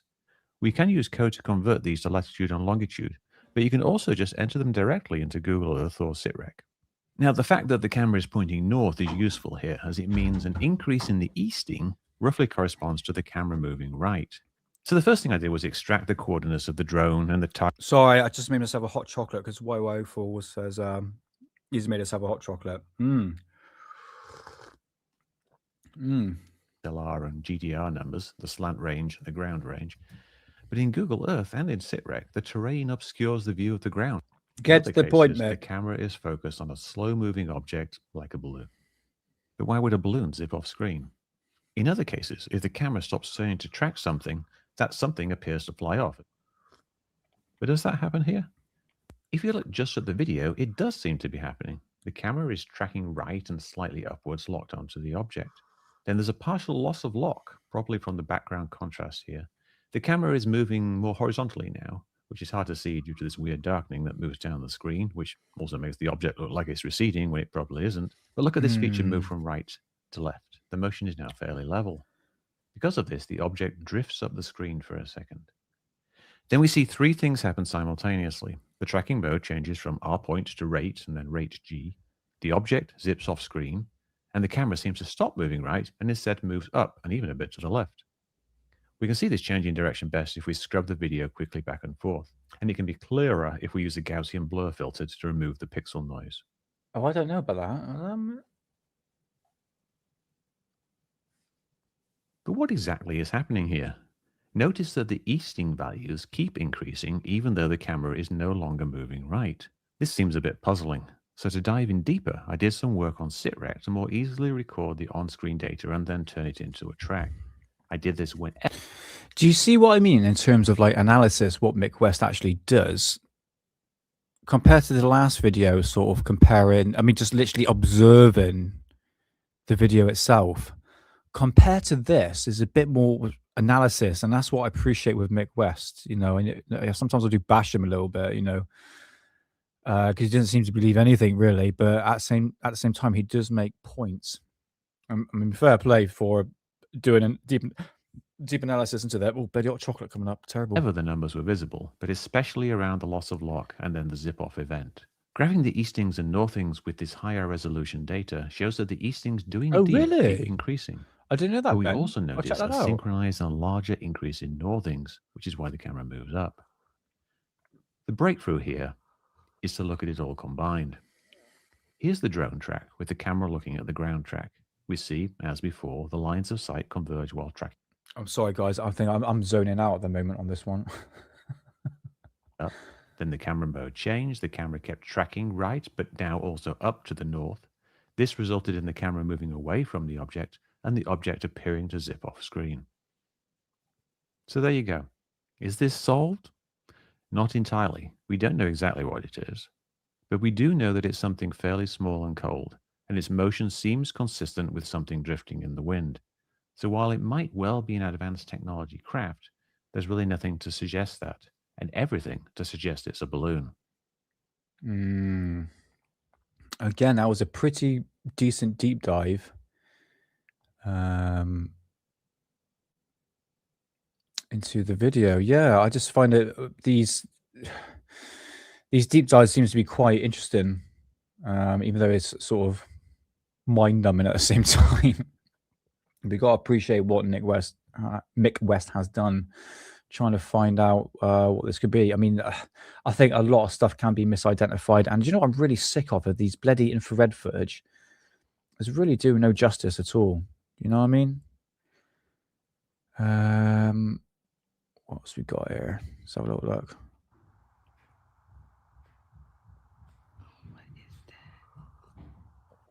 That is reflections in the window, I think. What is that? Wait. Okay, that's a star.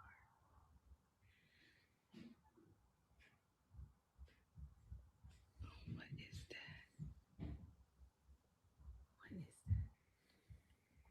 What is that? Let's look at the comments on this one. Let's have a look. Police helicopters in formation.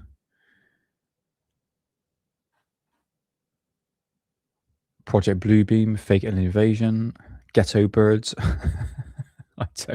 It kind of looked like a reflection in the window. All right, never mind. Let's move out from here. Yeah, I'm not too sure on that one. Probably helicopters, probably. Right, next one. Let's have a look at this.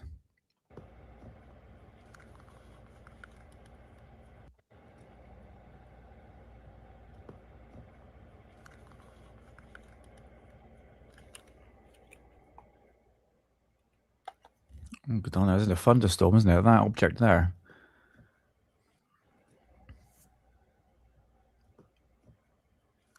No idea. Looks quite faint. It goes away from the camera. Yeah, there we go. See that? Huh. No idea what that could be. Huh. Okay. All right. It's Tom Green again. This is disclosure things. I've listened. Texted me. Bring this up. Right before we came in the air, somebody texted me. Apparently, Trump is now preparing to come out with a major press conference about UFOs. I didn't know this, really? Yeah, Really? I kid you not. And Well, I'm that'll like, be a distraction. You know, the people. I mean, yeah, that will distract a few people. Yeah. But I mean, the whole thing is just it's so pathetic at this point, and it's so anxious at this point. I don't know how, if you're a Republican, if you're out there running for office next year, you wake up in the morning and go, "This is going great. This is going to be just fine." You see, some people are still laughing at the concept, isn't it? It's yeah, it's pretty hilarious. Right, I'm going to finish off, guys. Sorry, it's a bit of a sad one, really. You've heard about Nick Pope. Obviously, Nick Pope has been in the UFO community for a long period of time. He did work for the UK Ministry of Defence, looking into UFOs for 21 years. You know, so he does know what he's talking about, even though it is kind of like, with ufology, it's just sort of rehashing the sort of the same stuff. But again, I don't think I've bashed a guy like hard or anything like that. But there's been some very, very sad news coming from Nick. Unfortunately, for the batter, I was on my phone and I was scrolling through X, and then the message came up pretty much instantly saying that Nick has stage 4 cancer, and there is unfortunately there's no cure. Is devastating news for the community. I mean, while I was sat in bed yesterday, it's like, how do you cope with that sort of? I just don't know how you process it, really. I feel really, really sorry for Nick. And I know everyone's got thoughts and prayers for him. But yeah, what do you say, man? Yeah, it's very, very sad. You know, Nick Pope did know what he was talking about. Like I said, he looked into cases and everything like that. You know, this is what he did for a job. I'm not a big fan of Ancient Aliens, and you know my thoughts on that one. But again, he was still a key figure in my upbringing into UFOs back when I was a kid, and you can see that in the UFO magazines that I have here. So Nick has been, Nick Pope, I would say, has been in my UFO zeitgeist since I was a kid, a long period of time. Yeah, I don't know what to say. But stage 4, it's bad. It's yeah. So he's taken a step back, obviously, from interviews, and obviously he was doing his conference tours with Ancient Aliens. And he's just sort of, yeah. I just don't know what to say, to be honest with you. It's very, very sad, very, very sad. And just your thoughts and prayers for Nick and the family. And the UFO community is thinking of you. And yeah, he is a very good guy. Yeah, very, very good guy. Very, very pleasant. Always engaged for, you know, even skeptical interviews and stuff like that, which I have brought up before. So yeah, thoughts and prayers, man. Honestly, I don't really know what to say. It's such shocking news. I don't know, the UFO community, it's sort of binding together, you know, just sort of last bit of hope, you know, to a bit of peace for the guy, you know, because again, you know, you get people out there, you know, call him grifter and all that sort of stuff, which is part of UFO community, but I don't think he's a grifter at all. I just think he's done his job, and I think anyone else to get onto a news outlet or news report or paper would be Nick Pope, because he's done his job. He worked for the Ministry of Defence, so he knew what he's talking about. But yeah, thoughts and prayers for Nick, and yeah, very, very sad year. Very sad beginning of the year. It really is. But at least the UFO community is sort of binding together and giving him the best praises that we can. He definitely does need it. So yeah, I think that's it, guys. I think that is it. Oh, these Jeffrey Epstein photos are just getting absolutely ridiculous. I tell you what, just to cap off one final thing, because I know the missus wants me to come to bed, is this. Absolutely shocked me to my core when I saw this. I'm a big fan of Jackie Chan movies, especially Bruce Lee.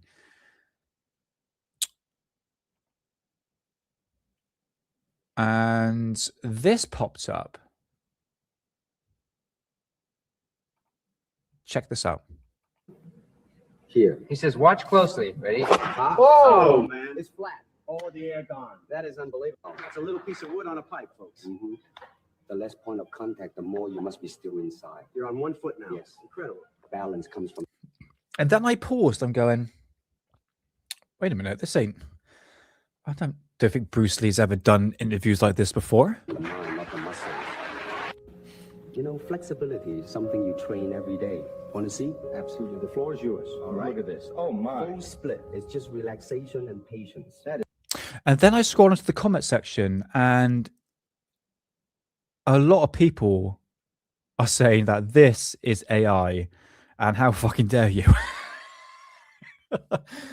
AI must be abolished. It turns out this is AI, and I got fooled. Unbelievable, isn't it? I mean, look at it. And even like the Little piece of wood on a pipe, folks. his accent and everything. Contact, the more you must be still inside. You're on 1 foot now. Yes. And I noticed he wasn't talking when his mouth was moving. Balance comes from the mind, not the muscles. And I noticed that bit, the balance bit there, and I was like, hold on a minute, this ain't right. It's AI. This is AI. Yes, I've become a man and started to realize that there is a lot of fake engaged stuff out there. But what a way to treat a fucking legacy. God knows what they're going to make Bruce Lee do next. Clown makeup. God knows. Just destroy the guy's legacy. Why don't you? But yeah, that shocked me. I couldn't believe that.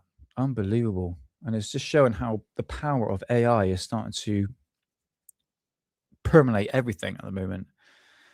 Yeah. Oh yeah, apparently I've heard that, Rebecca, the box set. One of my favorite movies is Enter the Dragon.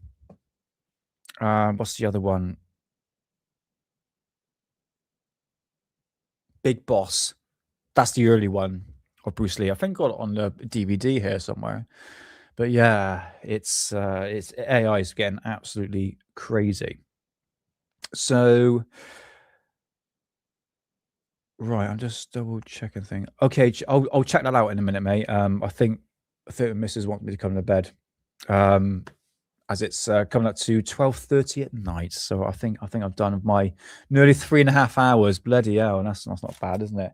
So today, guys, obviously the women of Vril, we went through where the story came from, and we went into a bit of detail of the Vril, the women of Vril, basically.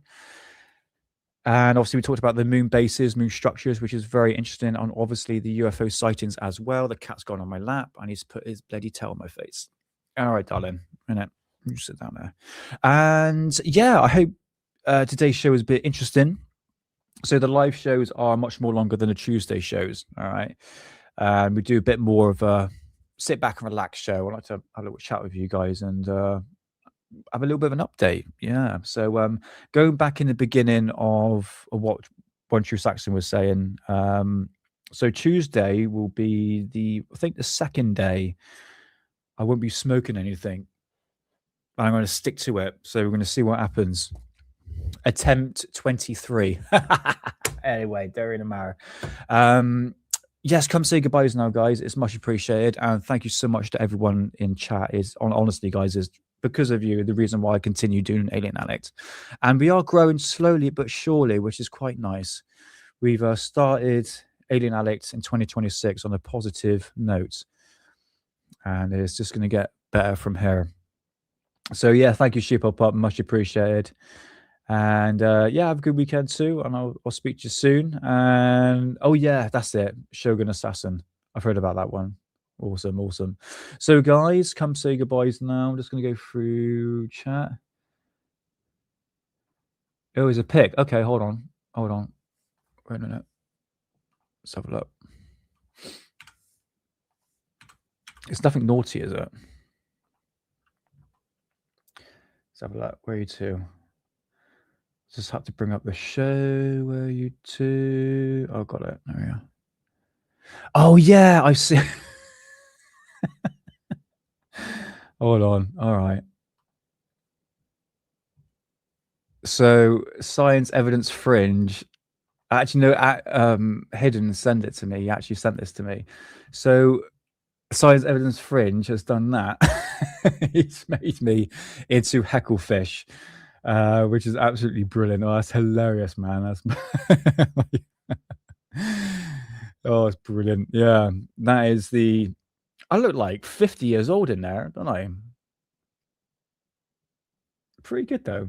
So I am officially Hecklefish from the Y-Files. The Y-File 4. I shouldn't have smoked that other joint, don't really matter. But anyway, good to end the show. But Science Evidence Fringe, thank you so much, man.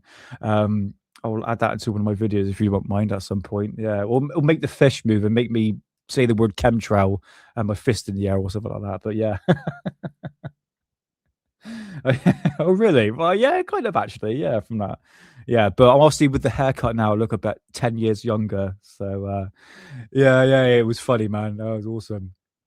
So guys, thank you so much for being in chat. Rebecca, thank you so much. YY Falls, Sheep Hop Pop, Paul Robertson's, John Strokes, thanks for the shout out, buddy. And many thanks for the photograph, Science Evidence Fringe, and for being in chat as well. Puck Elf.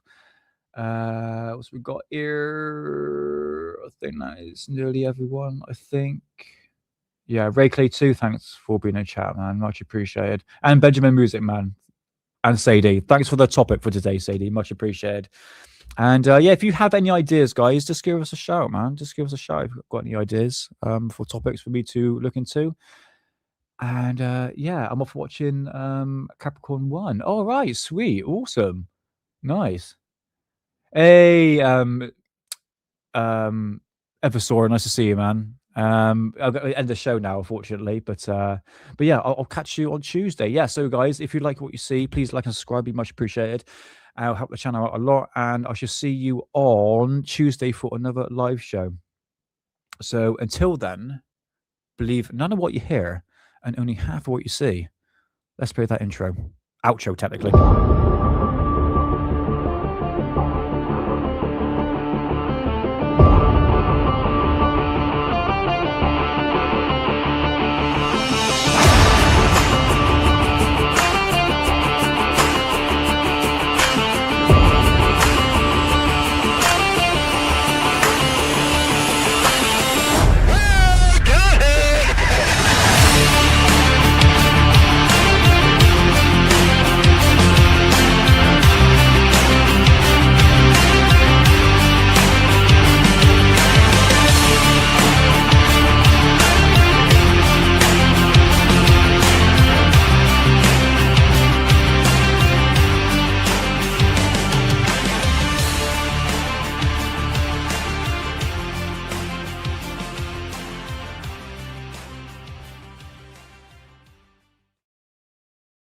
Thank you so much, guys. Much appreciated. Have a lovely weekend. And don't do anything I wouldn't do. Just go and smoke weed, innit? Anyway, have a good one. And I'll see you on Tuesday. Take care for now.